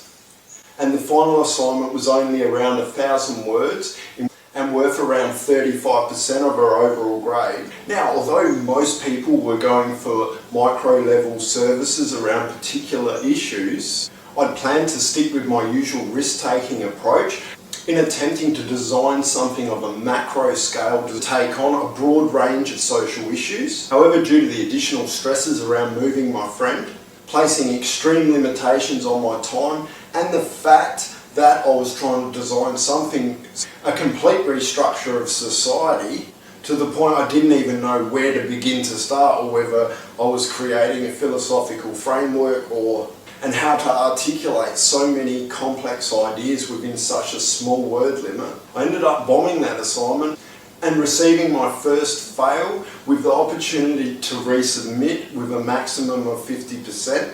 Now, I was devastated by this and approached the SEAL asking for some lenience on compassionate grounds due to my disabilities and the fact that I'd been caught up having to help my friend, so that it would be worthwhile resubmitting the assignment because she was still someone that I really wanted to impress, due to the fact that she had been the top of the list of all the people who I was hoping to approach for mentorship. She was someone that I would have liked to have presented my best work to. However, she wouldn't budge in the slightest, and in the end I don't believe I ended up resubmitting, which meant that even though I'd got a high level credit and a distinction for my first 2 assignments, I ended up receiving a higher level pass for my overall grade for complexity in practice, which was very disappointing. Once my friend had arrived to Melbourne, he ended up experiencing some difficulties, and I was put in a position where I was asked to lend him a couple of $1,000s. Now, it wasn't something that I would have probably done for anyone else in my life, but due to the nature of the friendship, as one of my longest standing friends and with an incredibly good earning capacity to pay me back, and the fact that I'd be able to do so with still enough money left to get me through my placement and into my career. It was also around this time, having been about 12 months since I'd seen my father, that I popped in to check how he was going. And he was surviving, and in addition to still battling the usual struggles, he'd tripped over a rose bush which had left a couple of scratches in his foot, and his foot was swollen. About a week or so later, on the 10th of June, Dad gave me a call and asked for a lift to hospital, as he'd woken up that morning and his foot was still swollen and had become rather itchy, and when he went to scratch it, the skin basically melted and his fingers went straight through. What had happened was the rose had put spores in him, which had travelled up and created blockages or something in his leg. I can't remember the name of the condition. However, according to the doctors, it's actually quite a common condition with people who work with roses and can be very dangerous. Now, this would require Dad having to spend around 7 weeks in hospital, requiring 7 sets of surgery and microsurgery, and there was a point in which they thought that they may have to amputate the foot. This created massive additional pressure that I didn't really need. I was in and out of the Royal Adelaide Hospital 2 or 3 times a week, in between making sure Dad had clean clothing, taking him wheelchairs and other things that he needed. Throughout all of the stress of the first semester, the one thing I had been looking forward to that would provide a well-needed opportunity to rejuvenate before commencing my final student placement the following week was picking my children up from Whyalla and taking them to see my nana and grandpa for a holiday on their farm in the Flinders Ranges. However, as usual, I drove to the other side of Port Augusta, where I stopped to make a phone call and say I would be there within half an hour, just to find out that there had been a miscommunication and the children had been sent away with their auntie. Now, this completely devastated me. I remember calling Rosie absolutely distraught. I remember making reference to the fact that I was suicidal and that I'd be driving to my grandparents because I didn't feel safe to be on the highway. Now, there was something very out of place which Rosie said in response to that. I'm not worried about you now, I'm worried about you when you get back. Now, after I got off the phone, I remember thinking that just didn't make sense. It was so out of place. It was completely out of context and I couldn't see what she was referring to. Now, the significance of this quote is the fact that Rosie was well aware of how much stress I was under and the fact that I was on the verge of suicide well before the gaslighting and psychological abuse she inflicted upon me, which, looking back over what she put me through in the months following this, I can't help but wonder to myself, was Rosie trying to deliberately drive me to suicide? In addition to this, this also becomes relevant in around 9 months' time when Rosie deliberately sabotages my next opportunity to see my children. Heading back into the city from Hawker, I stopped off and had a few drinks with my cousin before stopping in at the Old Spot Hotel to grab a carton of Cooper's Sparkling. I cracked my beer and got back on the road, and then at the first set of lights, a hotted up Commodore pulled up beside me and started revving his engine. I was in my WRX. and gave it a little bit of a squirt up to 80 before pulling back. And then this Commodore starts going womp womp womp. I'm thinking, fuck, you're a dickhead. He repeated this when I pulled up to the next set of lights. Then again at the third set of lights as I took a swig of my beer. I thought, you couldn't be a cop. Sure enough, once he got up to 80, he pulls back, and it turned out being a detective in a Hoon Bait car. Of course, he made me do a breath analysis, and I blew .04 before he made me step out of the car and started questioning whether I'd tampered with my licence. Now, of course, .04 is well within the prescribed alcohol limit. However, although my licence said it was current, the police system said I was expired, which would make a reading of .04 an offence. So I was required to go back to the station for further investigations. Once I got back to the station, I blew zeros twice on the breath analysis machine. And after Detective Dragon had gone and sought consultation with his superiors, I was advised that due to my reading and provided I was telling the truth about my licence, that I had not committed offence and he would escort me back to my car. On the way out of the station, he asked me if I normally drag people up Main North Road. I responded by saying I was hardly dragging you. Although he kind of scoffed at that, I responded by saying, look mate, you and I both know what these cars can do. You know, I'm not denying that I'd give it a little bit of a squirt, but I was hardly dragging. And I think he could see my point and that I had quite a reasonable attitude towards it. Then once he got back into his car, he shook his head and said, I can't believe you blew zeros, I can still smell it all over your breath. And to be honest, I was quite surprised at the reading, given the fact that I drank a six-pack of sparkling on my way from Hawker to Hillbank, then had a couple of scotches, after which I drank over half a stubby of sparkling between the old spot and being pulled over. When we got back to my car, I got out and shook his hand. I remember him saying, look, you're either the best liar and fraud I've ever met, in which case when we get you, you're fucked, or you're telling the truth and you're fine. However, remember that I've got your ID and our system says that you don't have a licence, so be careful. Now, due to the uncertainty regarding my licence and the fact that having a licence and a reliable vehicle was a requirement of my placement, the following day, when I was due to begin my placement, I had little choice but to go in and advise my supervisor that I would be unable to begin my student placement until I had resolved the issues with my licence, which ended up creating a great deal of stress over the following week as I become like a ping pong ball between the police and the Register of Motor Vehicles, both of which insisted the problem was on the other end. But I had some police saying that they would arrest me for driving without a licence. At times I was followed by police who I imagine picked up that I didn't have a licence and then didn't bother when I parked out the front of the police station, etc. Absolute massive stress. In the end, I couldn't get it resolved, and I believe that Detective Dragon, who had pulled me over, managed to sort it out, after which I was finally able to resume my placement. Now, whilst Dad was in hospital, a number of people had taken up residence and were squatting in his unit, which required my friend and I to go down and evict the squatters and change the locks. Now, I guess this was kind of a potentially dangerous situation. I had always been uncomfortable with the units within which Dad was living. They were very much like a public housing type ghetto environment, which attracted all kinds of street level drug addict type characters. And you'd often encounter groups of detectives patrolling the premises. However, well aware of what we were walking into, we took appropriate precautions. We also had the rights to the property.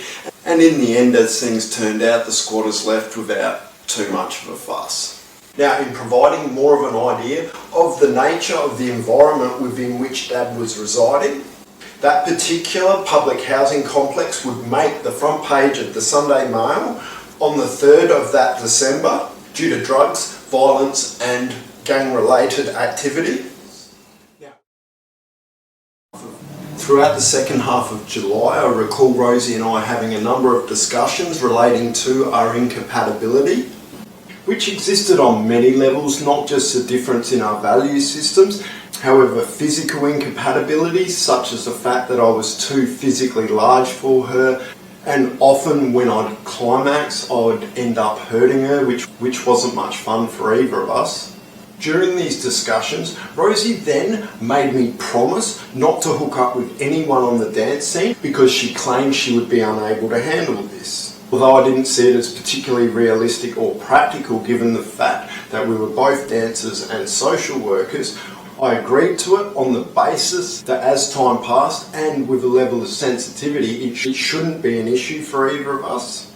Now, such conversations are significant in several ways. Firstly, this enabled Rosie to maintain control of the situation, as had I hooked up with someone else first, Rosie would have been unable to gaslight me and play me off as the obsessed ex. Secondly, such conversations would create a huge amount of confusion with the way I was played off. And finally, this would also drastically increase the level of hurt I would experience in the many ways with which Rosie used various aspects of her new relationships as weapons against me.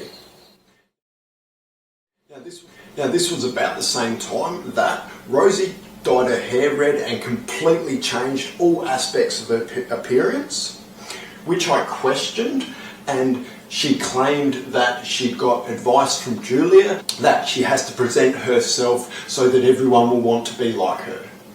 Which I questioned and said, well, you don't need to pretend to be things you're not. How about being yourself? Now, an interesting coincidence I see looking back at these changes is the fact that Rosie dyed her hair red and began styling it exactly the same as this dancer that she was completely obsessed with, who I recall Rosie mentioning had a psycho ex.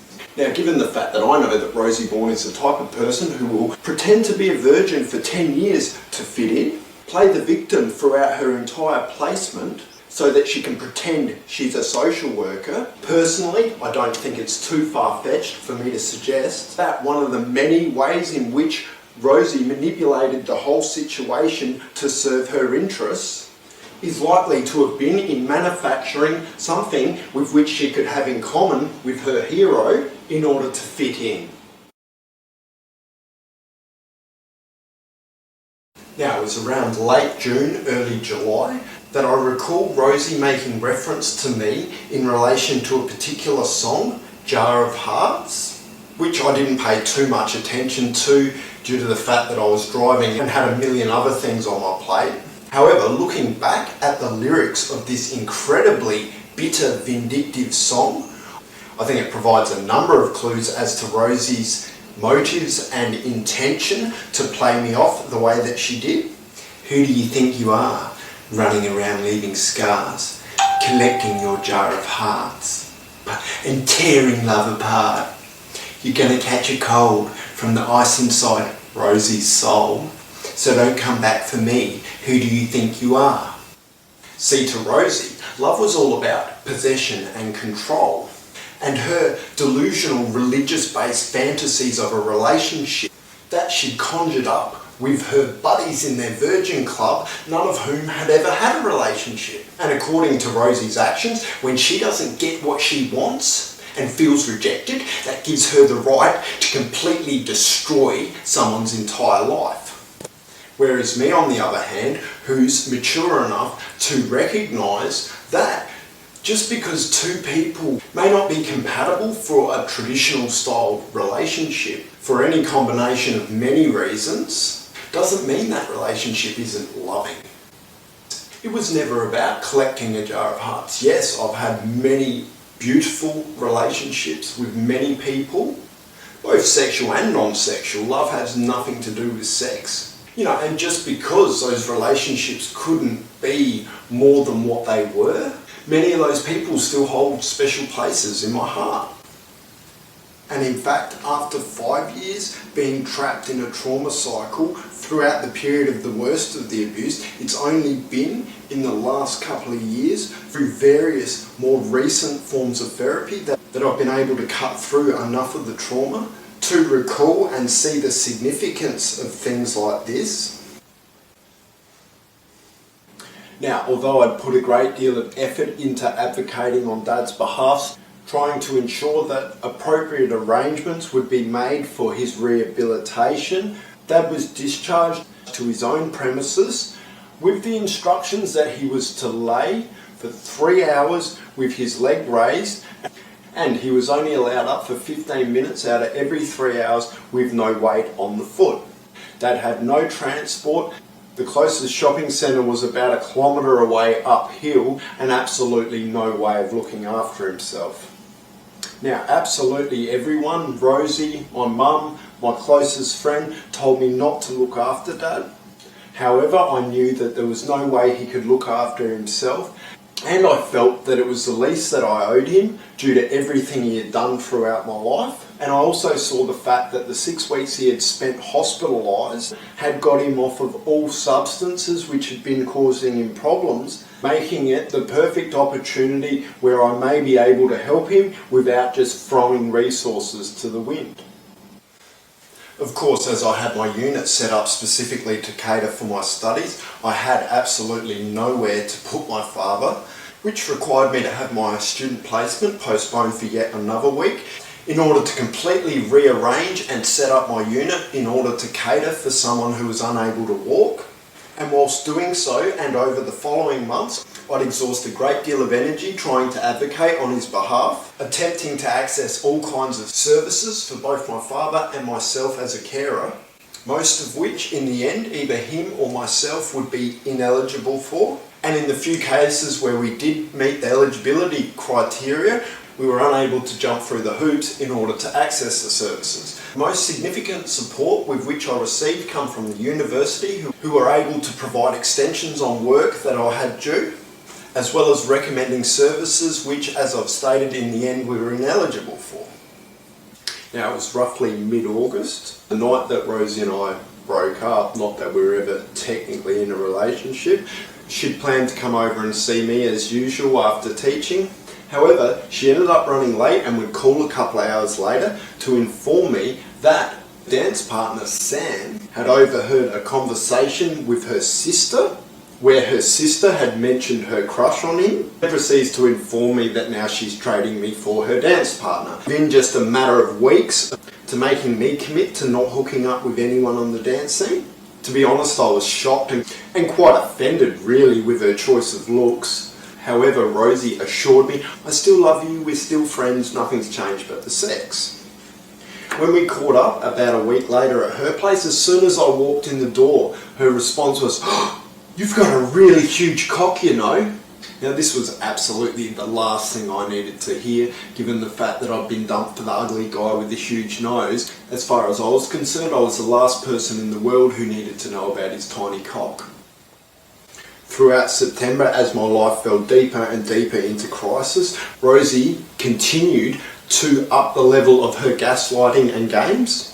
There would be constant waiting games with many changes in plans in between the times when we would catch up. She started behaving really strange in public before setting me up to be gaslighted by Samuel Nicholas, who I'd never met before. The first time I saw Samuel, I was having actually quite an awkward dance with Rosie, and he gave me this really bizarre look. It was quite eerie, it made me very uncomfortable. That night she'd come up with this stupid idea that she was going to have 3 weeks off of teaching, which I argued against because I thought it was making an unnecessary scene. I was arguing with both dancers and both social workers we're going to be crossing paths. I need you to just treat me normal in public. I'd be sensitive, treat me normal in public. I don't want to hear about his little cock. To which I was getting responses like, "You've got to prove to me you can treat me normal in public by pretending I'm not there." For coming up with this silly idea that she was going to have 3 weeks off teaching, which I argued against because I thought it was making an unnecessary public display. Although I recall Rosie and I having a number of discussions on the downstairs Glen Osmond Road veranda of the Arkaba Hotel throughout this period, I believe it was this occasion that included the following examples of her projection, which I'm now able to see as holding great significance. As I argued with Rosie over the lunacy of her ridiculous expectations, and in between her throwing in positive reinforcement claiming that she still loved me, Rosie proceeded to throw in these incredibly confusing one-liners that were completely out of context with the rest of the conversation, and often when she'd do so, she'd go about this in an over-dramatised manner. The first example was when I was arguing against her unrealistic expectation for me to prove that I could treat her normal in public by pretending she's not there. She suddenly cut me off with, "Stop abusing me!" From what I recall, there was no one nearby on the veranda at the time. However, during this conversation we were standing by the tables adjacent to an open doorway. And looking back, it is not only possible but likely that Rosie threw in such comments at times when there were people that I was unaware of standing within earshot just inside the door. Another example, which also has strong links to her malicious intent, is that when I was arguing with her that we were both dancers and social workers and that I needed her to treat me normal in public, Rosie then threw in, "But we won't be seeing each other anymore," which to me made absolutely no sense at all. After 10 minutes or so of banging my head against a brick wall, challenging her ridiculous expectations, Rosie then cut the conversation short, once again in an out of context and over-dramatised manner with, "I'm just a scared little girl," before racing off through the open doorway and disappearing into the crowd. Of course, this all left me incredibly confused and questioning everything that I knew that Rosie should know about me. I'd always treated her extremely well through the couple of years we'd known one another. She was aware of enough of my relationships with my children and others, as well as my value systems in relation to a broad range of social issues which we had discussed throughout our studies into social work, and a broad range of other aspects of my life. Although I feel like a fool and it's kind of embarrassing to admit, although over the first couple of years or so that I had known Rosie, I'd been in a far stronger position to challenge the majority of the unhealthy and unrealistic expectations that she imposed upon me. Between becoming desensitized to her madness, as well as burnt out by the circumstances that I was facing, I began submitting to Rosie, and really for the first time in my life, beginning to act in a people-pleasing style manner, trying to live up to her expectations, as my crisis escalated in a desperate bid for mercy.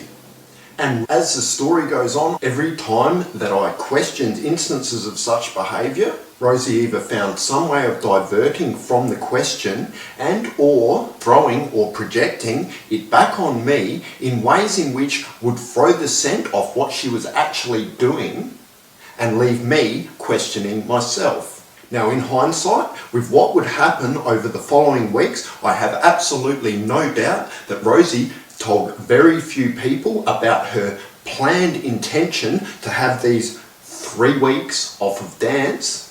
When I got home, I received a friend request from Samuel, which I didn't accept for around 24 hours due to the uncomfortability I experienced with the look that he'd given me. However, after about 24 hours, I thought, what the hell, what harm can it do? And I accepted the request. First status I see is, I love watching sexual tension between two people. His next status was, I love going through people's profiles to see who their friends are. And I was thinking, surely this prick's not for real. Followed by a number of really weird statuses, which of course I would come across completely crazy if I was to suggest they were aimed at me. However, the following Wednesday night at the Arkaba, which was the first night that Rosie was not meant to be there, I was leaning up against the, counter-like thing around the seating area in the northeast corner, just by the Glen Osmond Road entrance. Just leaning there, minding my own business, watching other dancers, waiting for the song to change so I could find a partner and have a dance. Then next minute, who walks in? Rosie and Samuel, and proceed dancing right next to me, almost on top of me. Of course, this made me very uncomfortable, particularly given her stupid games where I was supposed to prove I could treat her normal in public by pretending she's not there. I wasn't even allowed to look at her. Throughout the duration of the song, I hear Rosie say 3 times, "Stop being mean, don't be mean, stop being mean." You know, I'm thinking, you can't be serious. I can't even look at the prick. If he's pulling faces at me or poking his tongue out, I've got no idea how I'm going to react. Then the song finished, I don't know where they went. It threw me so much, I didn't even ask someone to dance. Right, but just leant there with my arms crossed trying to process it. Next minute, of course, Samuel walks up, puts his hand out and goes, "How you going?" Of course, I had very little option without making myself look like a prick other than to just shake his hand. So I put my hand out and go, "Yeah, right, yourself?" To which he grabs my hand, pokes his face in almost nose to nose and does a semicircle taunt around me, going, "Really, really relax." Now, although I've never hit anyone out of anger, at least in my adult life and possibly even throughout my teens, in the state that I was in, I did extremely well not to just drop Samuel. Although my hands were very much tight, given the fact that I'd just invested 4 years of my life undertaking a university degree, and just one assault charge would completely destroy my career prospects as a social worker, and I sure as hell wasn't about to throw my career away for that little prick. Now, another possible and highly likely motive for this instance of taunting, as well as the torment and abuse that I would experience over the following months, which is very consistent with the ways in which Hugo goes about playing people off against one another in his running of Latino groups, is the fact that if I'd hit Samuel or any of the other abusers, Hugo would have had an excuse to ban me from his events. Now, although Samuel was not an employee of Latino groups at the time of this, from what I've come to know of him, he's an incredibly weedy, spineless snake who I very much doubt would have had the guts to taunt anyone in such a manner without reassurances from someone like Hugo. And it wouldn't be long after this that Samuel would become a member of Latino Grove staff. Now, on top of many other taunts over the years, Samuel has admitted to this particular instance of taunting as a member of Latino Groove's staff at Latino Groove's events, as a cruel means of rubbing salt in old wounds and attempting to further taunt reactions out of me, which, after years of perseverance, refusing to allow them to drive me away from something that I loved, was among the final instances of bullying that I experienced at Casa Blah Blah that led me to stop attending Latino Groove's events, due to the severe impact it was having on me recovering from the trauma I experienced at Latino Groove. Now, back to the night of Samuel's original taunts in September 2011, although I was stirred up in ways that I can't even begin to describe and confused to the fact that she was even there in the first place. When she come and grabbed her bag, which she had put down beside me, I actually thanked her due to the fact she had said at least 3 times for him to stop being mean. And although I was unable to bring myself to have looked as to what she may have been referring to, I was too confused and naive to consider that this was something that she'd set up. And when I thanked her, she seemed confused. And what made things even more confusing for me after that was the fact that when we made eye contact from across the room, several minutes later as she left, Rosie was putting on what I now know was an incredibly deliberate, over-dramatised, scared look. Now, looking back at this, I can see very clearly that aside from Samuel, Hugo and Julia, and perhaps a few others, I have absolutely no doubt that Rosie had told virtually no one that she had actually made plans not to be there that night, and very deliberately arranged Samuel to taunt the absolute fuck out of me and leave me boiling so then she could put on an act and look scared as she walked out the door. Then, after proceeding to make such a scene, she then used this as an excuse to take the next couple of weeks off of dance. Now, although I should have immediately removed Samuel from social media at that point in time, I couldn't bring myself to and wanted to know who the hell this little prick was. And although I did incredibly well under the circumstances in not breaking Rosie's ridiculous little non-contact, at least for the next week or so, there were a number of occasions throughout that period that I didn't respond well at all with drunken Facebook statuses, often provoked. I know at some point Samuel changed his profile picture to a photo of him with this giant schnitzel hanging out his mouth that looked identical to the ones Rosie and I always ate at the Earl of Leicester, which stirred me up. Rosie put some crap up in another language, which when translated was quite provocative, and then I started putting garbage up in different languages, and and no doubt making myself look completely insane, as well as posting some rather aggressive statuses that were indirectly aimed at Samuel, trying to back the prick off. About 9 days later, on the Saturday night at the event at the Gov, I broke the non-contact and confronted Rosie, trying to find out who the hell Samuel was and let her know what he'd actually done to me. When I went to describe his taunt, Rosie wouldn't even hear me out, covered her face, "Don't want to know," and turned around and said, "Oh, Samuel's a really nice guy." Then when I questioned whether she may have said something in relation to me around Samuel, or even to someone else within earshot of Samuel, that may have put the idea into his head that it was a good idea to stir me up, she turned around and projected it back on me. "You're reading into things." Now, I confronted Samuel and asked why he was trying to stir me up, to which he threw off, "Oh, why would I want to create trouble in this wonderful environment?" In a very smug, smart-ass manner to stir me up before racing off. Now, I can't probably remember the majority of what was said. Everything I questioned was thrown back, and I know I was left feeling quite stirred up by the little prick. I remember trying to speak to Rosie at some other point that night, and then being grabbed by Julia quite aggressively, telling me I've got to leave her alone. A few weeks later, when Rosie would meet up with me, she would tell me that she had to hide in the green room. It's absolute bullshit. She had to give my belongings back. If you're going to say you're not going to be somewhere and then rock up with someone that I don't even know, stir the absolute fuck out of me, you don't have to hide in the green room. She didn't have to hide in the green room. She was pretending to hide in the green room, putting on a show for the entire dance scene.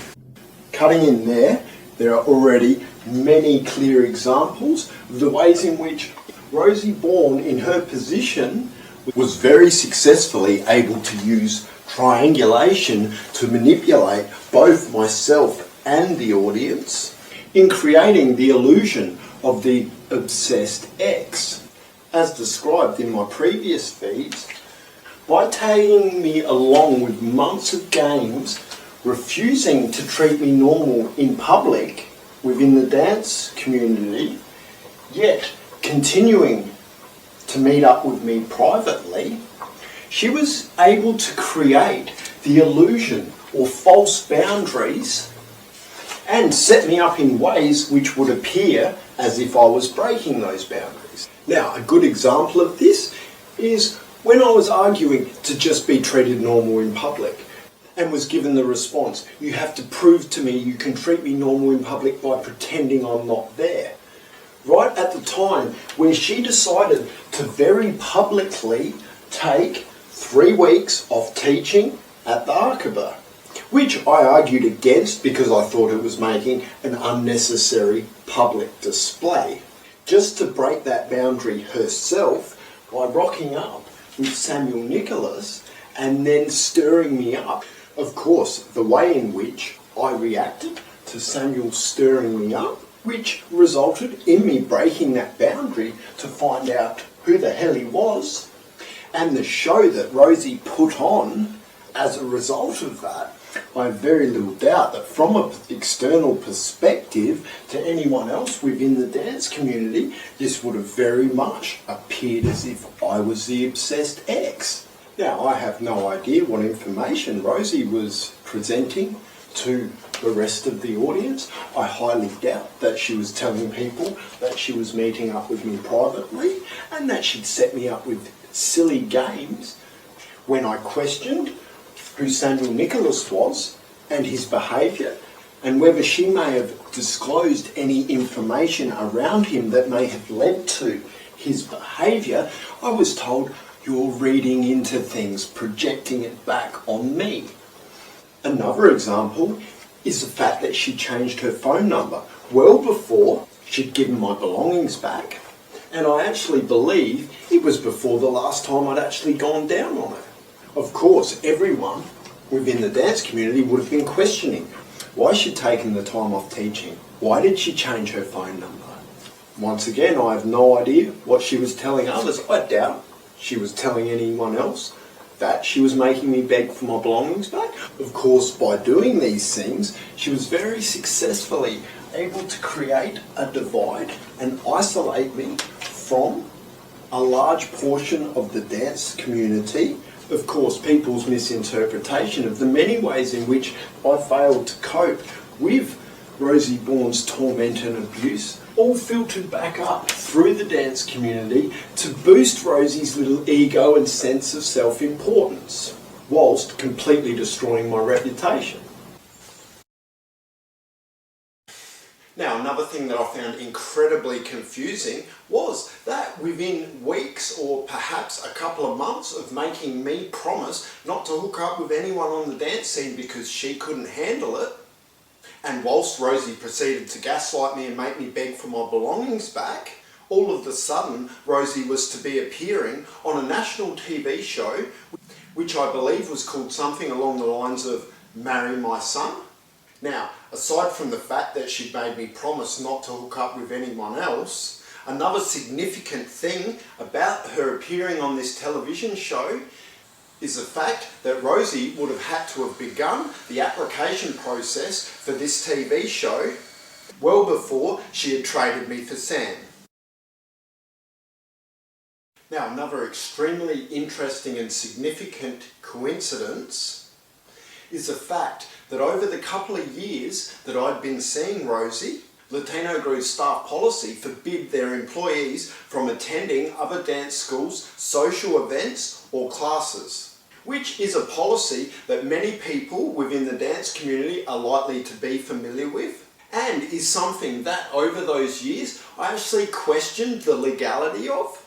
However, coincidentally, at exactly the same time that Hugo Salcido claims that I allegedly become obsessed with Rosie, Latino Groove staff members began frequenting other dance schools' social events where they proceeded to torment me. Over those couple of months, I recall a number of Latino Groove staff frequently attending Salsa Connection's social event at the Tapas Bar on Hindley Street. On one occasion, I recall Rosie Bourne, Sam Staker and a couple of others sitting out the front with at least half a dozen people as I was having a cigarette, deliberately tormenting me going, "Sam, Sam, Sam," in very provocative manners. I actually believe it was on this particular occasion that I recall Hugo Salcido standing at the bar at Tapas with his arms crossed and looking me up and down in an extremely intimidating fashion. Now, although most of Latino Groove's staff were involved in the bullying over these months, I feel I should point out that Juan Carlos, or Happy Feet, never participated in any of the abuse. I don't actually recall him ever being at the Tapas Bar. I do recall him being somewhat unsure of me at times. However, I also recall the look of pain and empathy in his eye. I believe that he was very well aware of what Latino Grooves were doing and found himself in quite a powerless position as he did not approve of their treatment towards me.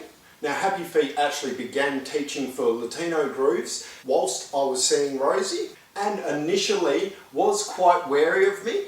However, as he sussed me out from a distance over time, I believe he was able to identify that whatever he was being told didn't fit in with what he could see of my nature. The few interactions that I've had with Happy Feet over the years, he has been very pleasant and treated me well. However, I have never been able to raise the question surrounding the abuse that I experienced at Latino Grooves.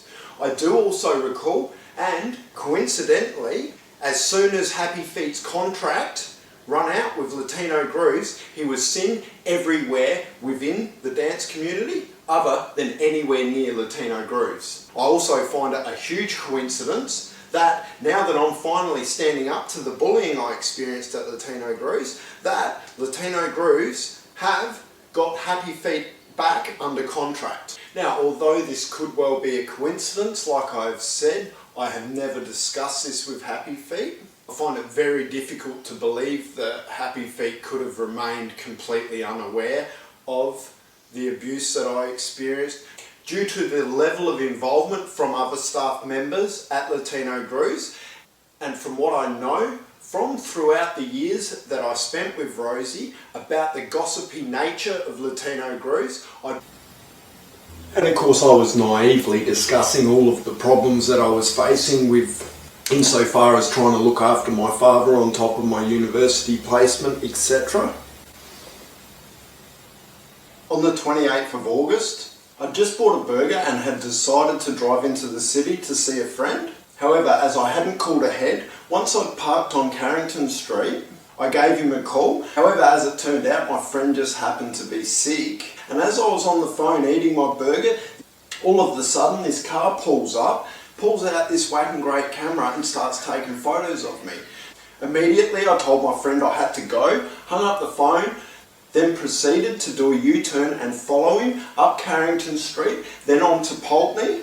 It was quite heavy traffic, and as we approached Glen Osmond Road, he suddenly pulled left, and as I wasn't able to get behind him, I pulled up next to him and wound the window down, after which he accused me of being a cop, which was one of the possible things I thought he might be.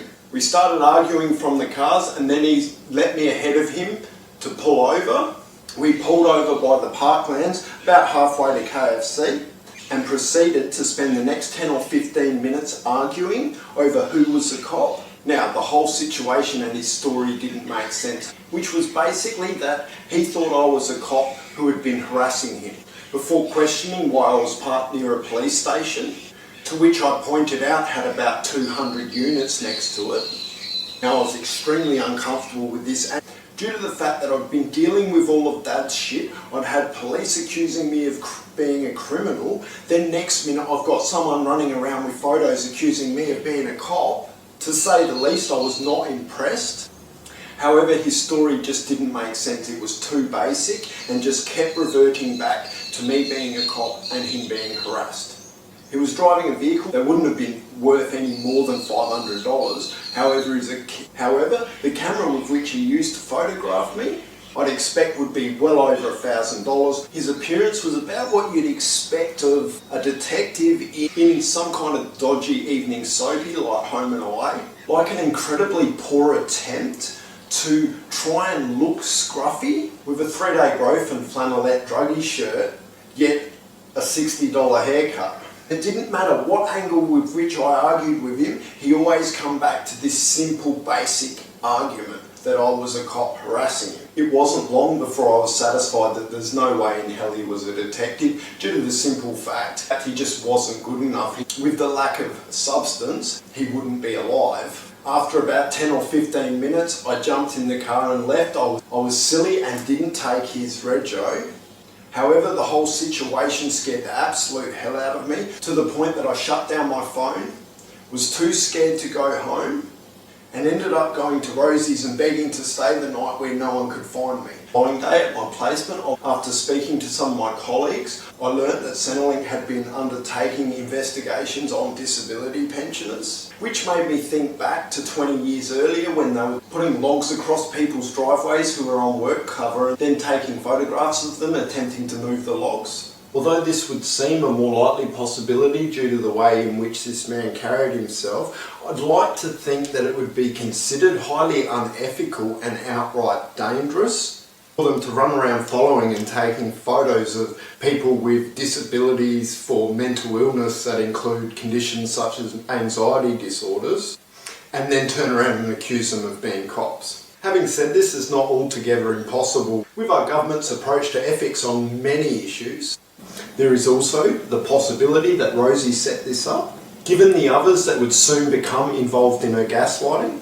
However, it's also possible that this was just a coincidence, and the chances are that I will never know who this man is. However, the most important point relating to this incident is that it was one of many factors contributing to the highly stressful circumstances with which I was facing that Rosie was very well aware of. On the 15th of September, I got lobbed with a licence disqualification several years late due to supposedly exceeding my demerit points and being caught up in the government bungle that resulted in tens of thousands of people receiving late disqualifications. Now, normally I would have gone with the 3-month disqualification. However, due to my licence being a requirement of my student placement, I was forced to take the good behaviour option of 1 point for a year, which of course created additional anxiety. Now, I think it'd be useful to take a look at triangulation, which is a relatively new concept to myself and is a form of control and manipulation often used by narcissists, particularly in forms of abuse such as gaslighting. In introducing this concept, I think it's best to start off by looking at a brief definition of triangulation, throughout which I'll possibly cut in from time to time and look at some of the many clear examples of how triangulation was used throughout my experience with gaslighting at Latino Grooves. According to Wikipedia's definition of triangulation in psychology, triangulation is a manipulation tactic where one person will not communicate directly with another person, instead using a third person to relay communication to the second, thus forming a triangle. It also refers to a form of splitting in which one person manipulates a relationship between two parties by controlling communication between them.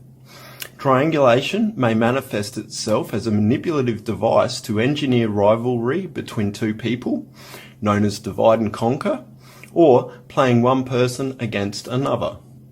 If we skip child development straight to narcissism, in the context of narcissism, triangulation is when the narcissist attempts to control the flow, interpretation, and nuances of communication between two separate actors or groups of actors, ensuring communications flow through and consistently relate back to the narcissist provides a feeling of importance.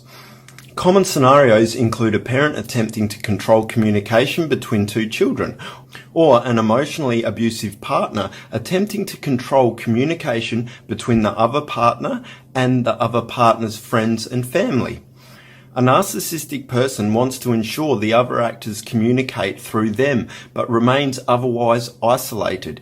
In some cases, narcissists will use control of communication to drive a wedge between the other parties. This can be done by falsely making one of the actors or groups of actors into a scapegoat for problems that the narcissist is actually responsible for or that are otherwise unrelated.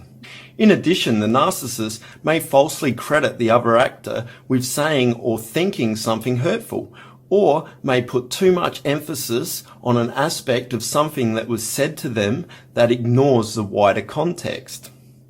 Cutting in there are already many clear examples of the ways in which Rosie Bourne, in her position, was very successfully able to use triangulation to manipulate both myself and the audience in creating the illusion of the obsessed ex, as described in my previous feeds, by taking me along with months of games, refusing to treat me normal in public within the dance community, yet continuing to meet up with me privately.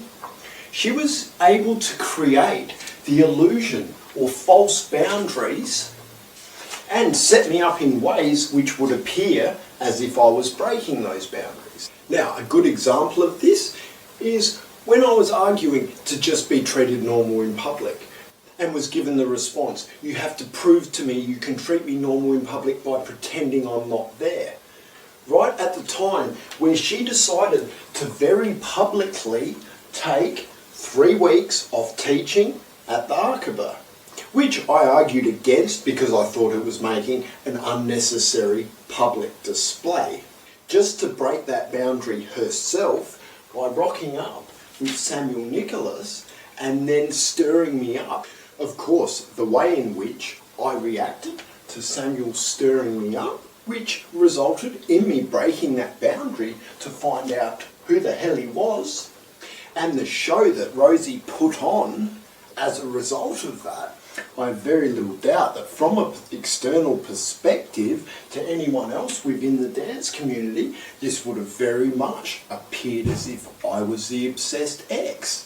Now, I have no idea what information Rosie was presenting to the rest of the audience. I highly doubt that she was telling people that she was meeting up with me privately and that she'd set me up with silly games. When I questioned who Samuel Nicholas was, and his behaviour, and whether she may have disclosed any information around him that may have led to his behaviour, I was told, "You're reading into things, projecting it back on me." Another example is the fact that she changed her phone number well before she'd given my belongings back, and I actually believe it was before the last time I'd actually gone down on her. Of course, everyone within the dance community would have been questioning why she'd taken the time off teaching. Why did she change her phone number?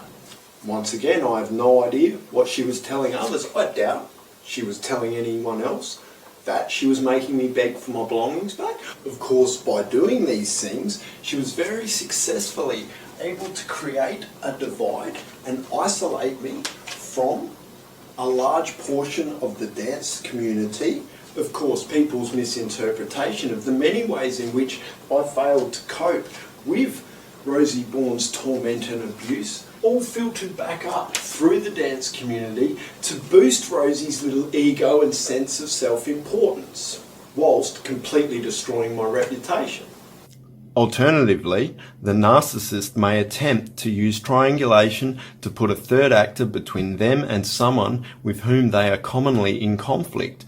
Rather than communicating directly with the actor with whom they are in conflict, the narcissist will send communication supporting his or her case through a third actor in an attempt to make the communication more credible.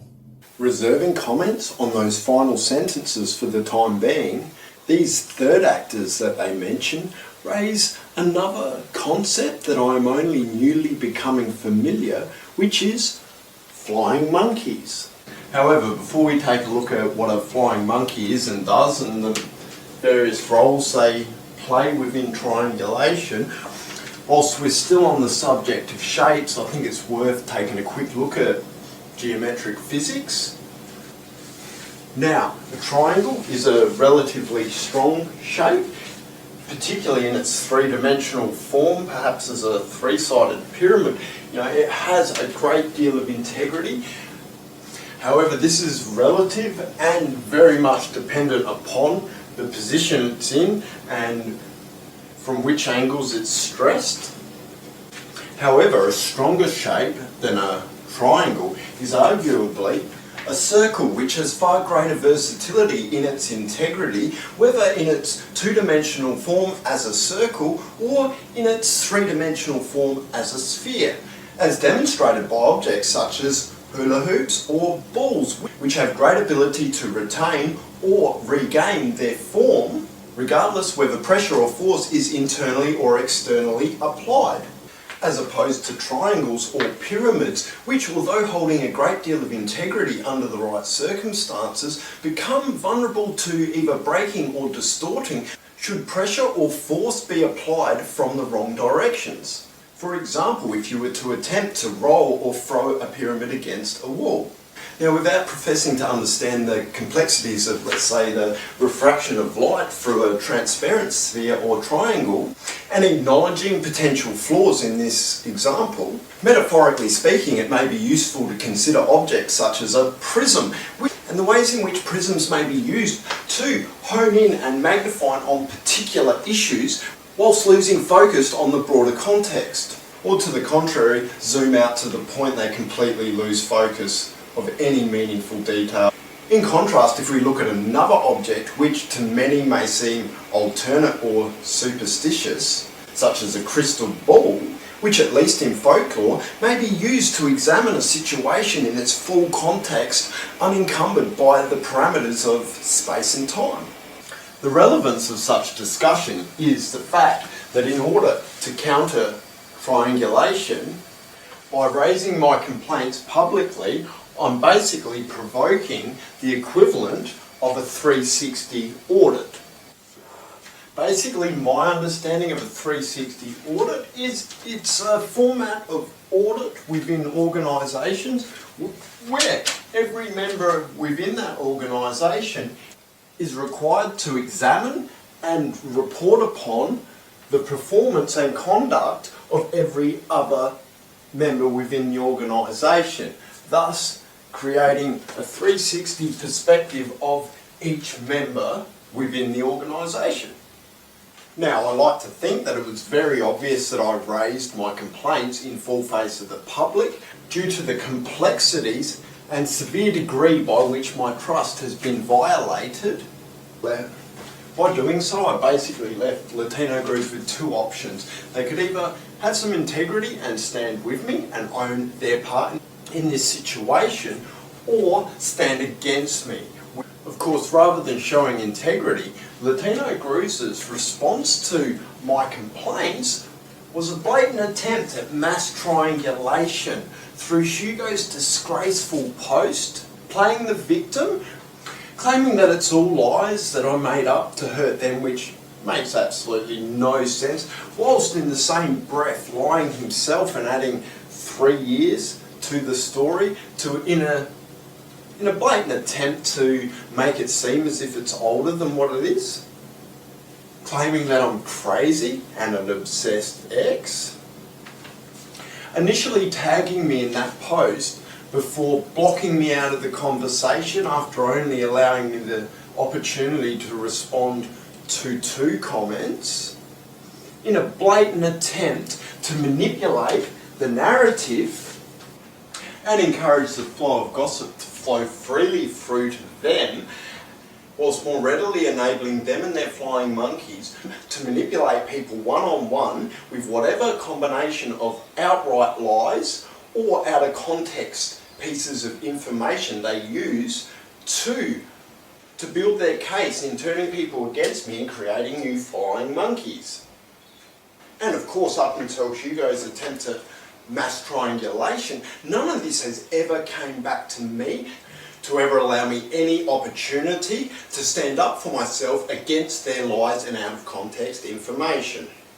Now, although all I ever wanted was my name cleared and peace on the dance scene, and despite the fact I was overly diplomatic in leaving the gates wide open for Latino groups to show some integrity, I honestly didn't expect them to do so. However, despite doing my best to remain realistic with such expectations, I can't deny that as time passed after the fact, I found myself just disappointed in ways in their response. However, this response has been invaluable in several ways. Firstly, by responding to my complaints of gaslighting and being played off publicly, by playing me off publicly in an attempt at mass triangulation, all they have done is demonstrated their lack of integrity and narcissistic mentalities.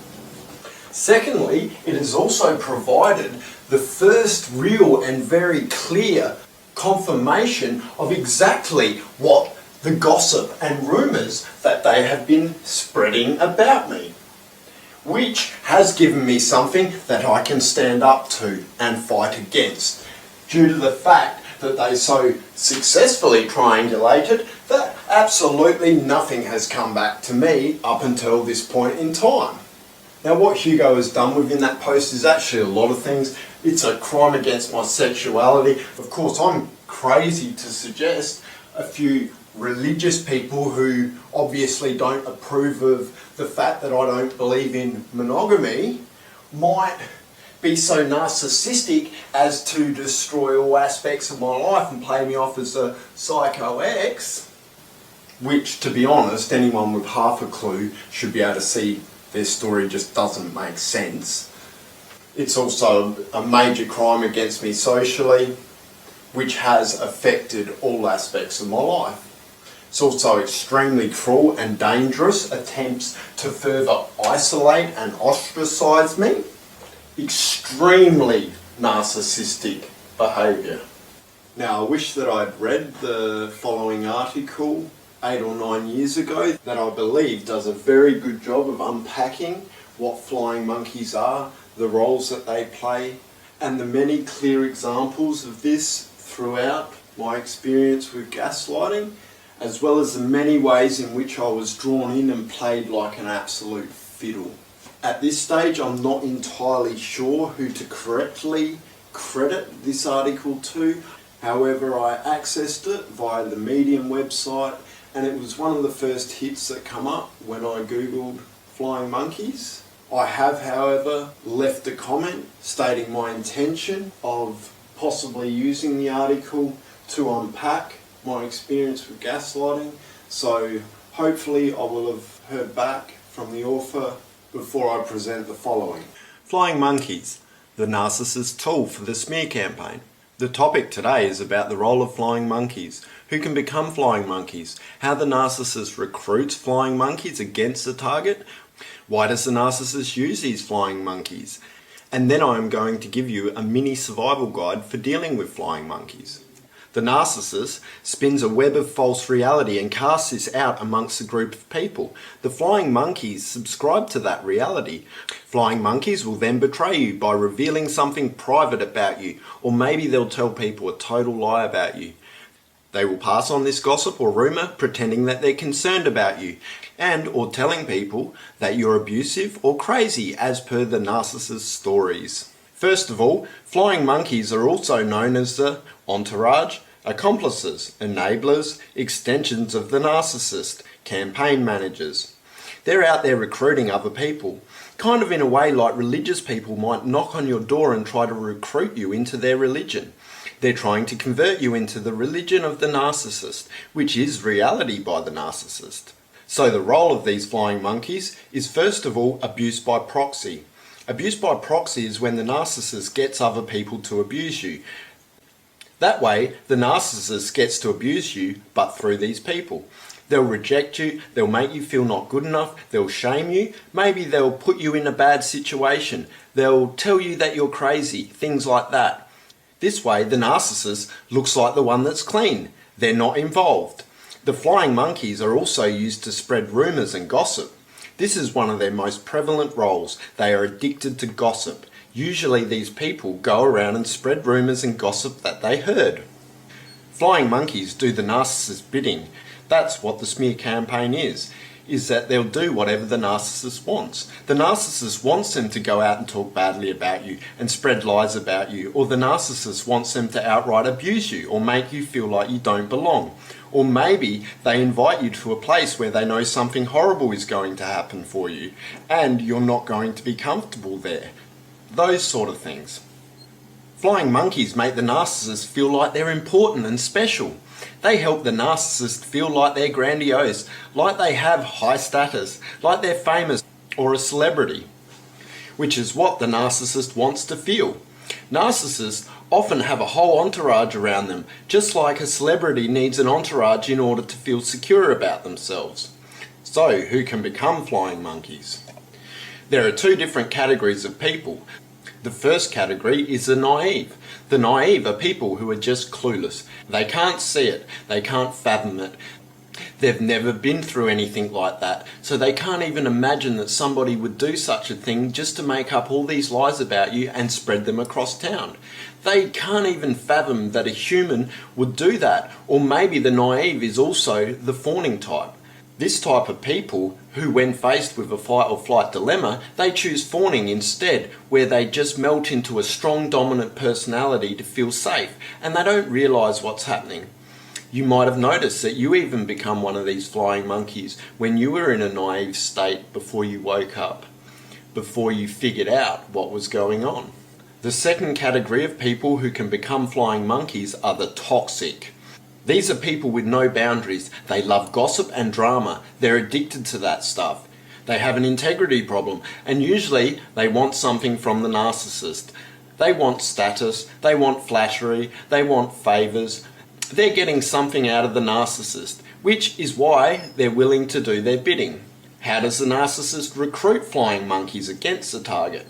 Typically, what they'll do is they'll go around town or your community or however you know this person, maybe even your office, maybe it's a romance in an office, or maybe it's a boss or co-worker. They'll go around and tell everyone that you're the abusive one or that you're crazy. They're usually going to play one of these two things. Essentially, they're going to project and say that you're the abusive one, meaning you are doing all the things that they were doing to abuse you. Maybe they even call your family members and try to convert your family members into their reality. Or maybe this is even happening within your family. Abusers love to call you crazy when you figure out what's going on because they have to discredit you. If they don't go around telling people that you're crazy, they might believe you. When the narcissist tells you that you're crazy, that should set off an alarm bell for you to recognise it's a smear campaign. That's a clue, and that the narcissist is going to do a smear campaign. They're also going to play the role that they're just concerned about you. Women narcissists do this more often than men. They're concerned about your health and reveal information that was none of anyone's business. Something that you didn't want out there. This happened to one of my clients. His wife started telling her family and their friends, their mutual friends, that he was drinking a lot, and he wasn't. She started telling him that he had some kind of alcohol problem, and he overheard this conversation. They'll spread these kind of rumours about you, or maybe they'll find out that you went on an antidepressant. So then they'll run their mouth and tell people how they're just so concerned about you because you're so depressed. It's an incredible betrayal when they reveal something that really happened to you, or it's a total lie and they're making up something just to pretend that they're concerned about you and your health.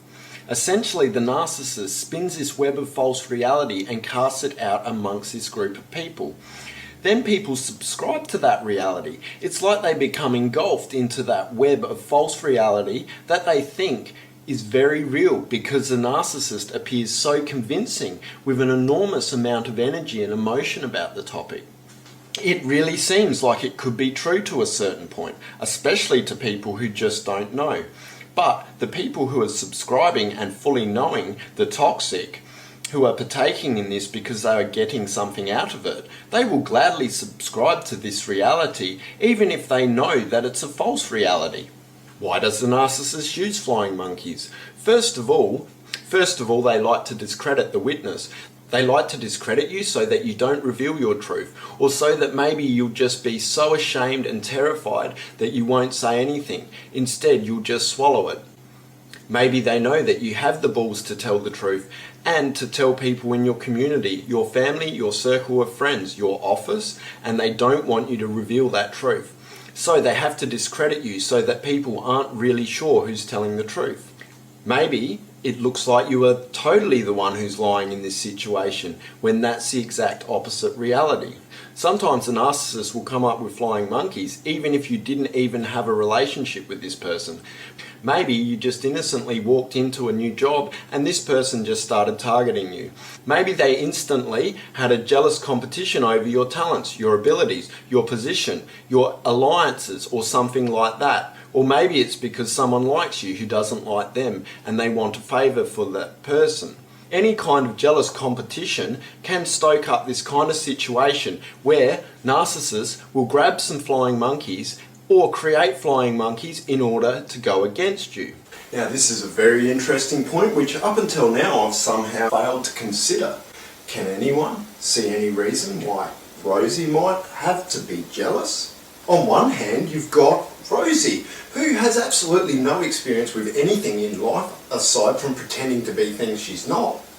Then on the other hand, you've got me, who has a wealth of experience in overcoming significant adversity, which has provided great insight into understanding myself and the world around me, as well as being far more intelligent and having a far greater sense of morality and integrity.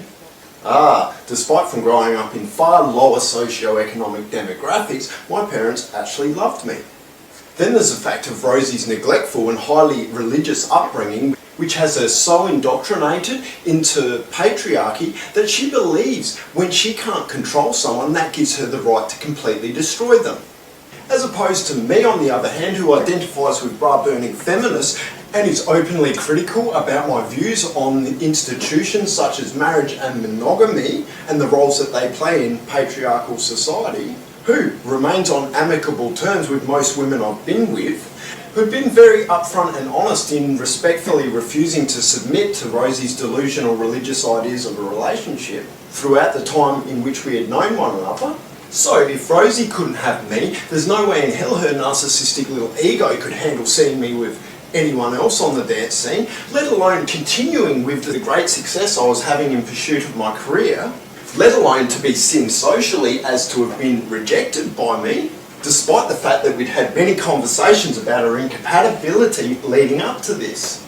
So, whilst gaslighting me and playing me off as the obsessed ex, whilst inflicting such severe psychological abuse upon me that I would end up completely traumatised, Rosie was not only able to completely destroy all aspects of my life, but continue with a consistent pattern throughout life of playing the victim whilst pretending she's got some experience relevant to her career. When in fact she's nothing more than just an incredibly dishonest and manipulative narcissistic perpetrator of domestic violence. Maybe the person likes you and doesn't like the narcissist. Or maybe they do like the narcissist and now the narcissist wants to triangulate and to make sure that the person likes the narcissist better than they like you. For whatever reason, they can't let you have that kind of friendship or alliance with that person. The narcissist doesn't have to get their hands dirty abusing you because they can recruit all these other people to do that work for themselves. And finally, they're going to use mobbing against you so that you feel alone and unsure of your reality. When it's one person against one person, that gaslighting can be really challenging. When it's a whole group of people who are subscribing to that reality and then you're going to feel really alone. You're going to feel really tempted to doubt yourself and your perception of reality. The flying monkeys can be a very powerful ally for the narcissist. Here's my quick survival guide for dealing with flying monkeys. First of all, stay in integrity. Commit to 100% integrity so they have nothing to use against you. And part of that is responding instead of reacting. Check out the 3 videos I did on this topic. Stay in integrity because if you freak out, if you do something wrong, if you abuse the narcissist back or you scream and look like you're crazy, then they have something to use against you. Especially if you do this in front of a group of people. Narcissists love to do that. They love to provoke you in front of a whole group of people. At a work meeting, at a family dinner, you and your partner going out with mutual friends or something like that. That's the worst part, is they'll get you to react and look like you're the crazy one, and they'll use that against you. Staying in integrity avoids that scenario. The second is to opt out of this game. So what does this mean? That means going no contact when possible. Most definitely go no contact with the narcissist and also go no contact with their flying monkeys. You want to block them most definitely on social media. Why? Because that will become a source of torture for you. The narcissist will leverage social media and all those people against you. And if you're in that phase where you're stalking and going online and you're obsessed with finding out what's going on, you're going to see their posts and it's just going to drive you insane. You've got to opt out of that by going no contact with all those flying monkeys. I wouldn't just delete them off your friends list. I would block them so that you set yourself up for success.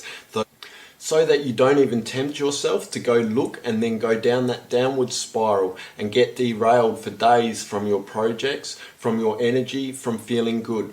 Another suggestion is don't try to convince them the truth. People are going to see what they want to see. If they are believing in the narcissist, the naive just don't get it. They just don't see it, and you trying to convince them of the truth is not going to help. That never works. Not one time that I tried, it never worked. Your true friends are going to recognize it. They're going to stand by you. They're not going to question you. They're going to have your back right away. The other group of people, the toxic people, you definitely don't want to try and convince them of the truth because they don't want to hear the truth. They're getting something out of that relationship with the narcissist. So don't try to convince them. It's going to be a huge waste of your energy, and probably what's going to happen at the end of that conversation or that attempt to convince somebody is that you're going to feel even more doubtful about yourself. You're going to doubt your reality. It's going to be hard to be assertive and own your reality. Sometimes there are situations where you can't go entirely no contact with the flying monkeys. Say it's a roommate, it's someone that you live with. Say it's someone in a closed community. They're part of your church, they're part of your school, they're part of some group of people that you can't cut out. Maybe you're still at the job and you can't leave the job yet because you don't have a new job lined up. Be careful not to share personal information with the flying monkeys. You want the absolute minimum contact with the flying monkeys in these cases. Share nothing personal. Just talk about the weather. Talk about sports, talk about something absolutely meaningless. Whatever you talk about, be sure it doesn't have any kind of emotional connection to you or reveal anything personal about your life. They would use all of that against you, and all of that will get back to the narcissist, which will then have a double impact on you. And finally, when possible, move away. If this is your next door neighbour, if this is someone in a small community, move away from there. Get away from there. If it is in your immediate environment like that, for example, if you're in a work situation, you can manage this for a period of time. You can learn how to grow better boundaries, how to set and enforce boundaries, how to respond versus react. But that's a temporary solution. You don't want to stay there for too long. You don't want to keep that job long term. Start looking for another job, quietly of course. Definitely don't tell anyone in that office. Not even someone you think is your ally who might accidentally reveal that information to the wrong person. Get a new job as soon as possible so you get out of that environment as soon as possible. Because managing all those boundaries and being on guard on a daily basis is going to drain a lot of energy that you could be investing in other areas of your life. And finally, I just want to give you guys a benefit. The smear campaign is devastating. Dealing with flying monkeys is horrible. I'm sure there are a lot of people who have committed suicide because there is a whole group of people against them, and they just felt so invalidated, so alone, so deeply doubting themselves that they couldn't find a reason to go on. They didn't find a way out. They didn't even know what was happening. It can be that serious. The benefit of the horror of this whole experience is that you learn who your true friends and allies are. Maybe you didn't even know who they really are. Life has a way of revealing people over time, and it may not be today, but at some point, people will reveal themselves to you. At the very least, be grateful that these people revealed themselves to you. They showed you that they are not your friends. Now that you know this, you no longer trust them. You're no longer sharing with them and giving energy to them. Now that you know not to go there for friendship, for loyalty, and for trust. So if you've been through this experience of dealing with flying monkeys, or if you're going through this experience right now, if something in this article helped you, let me know in the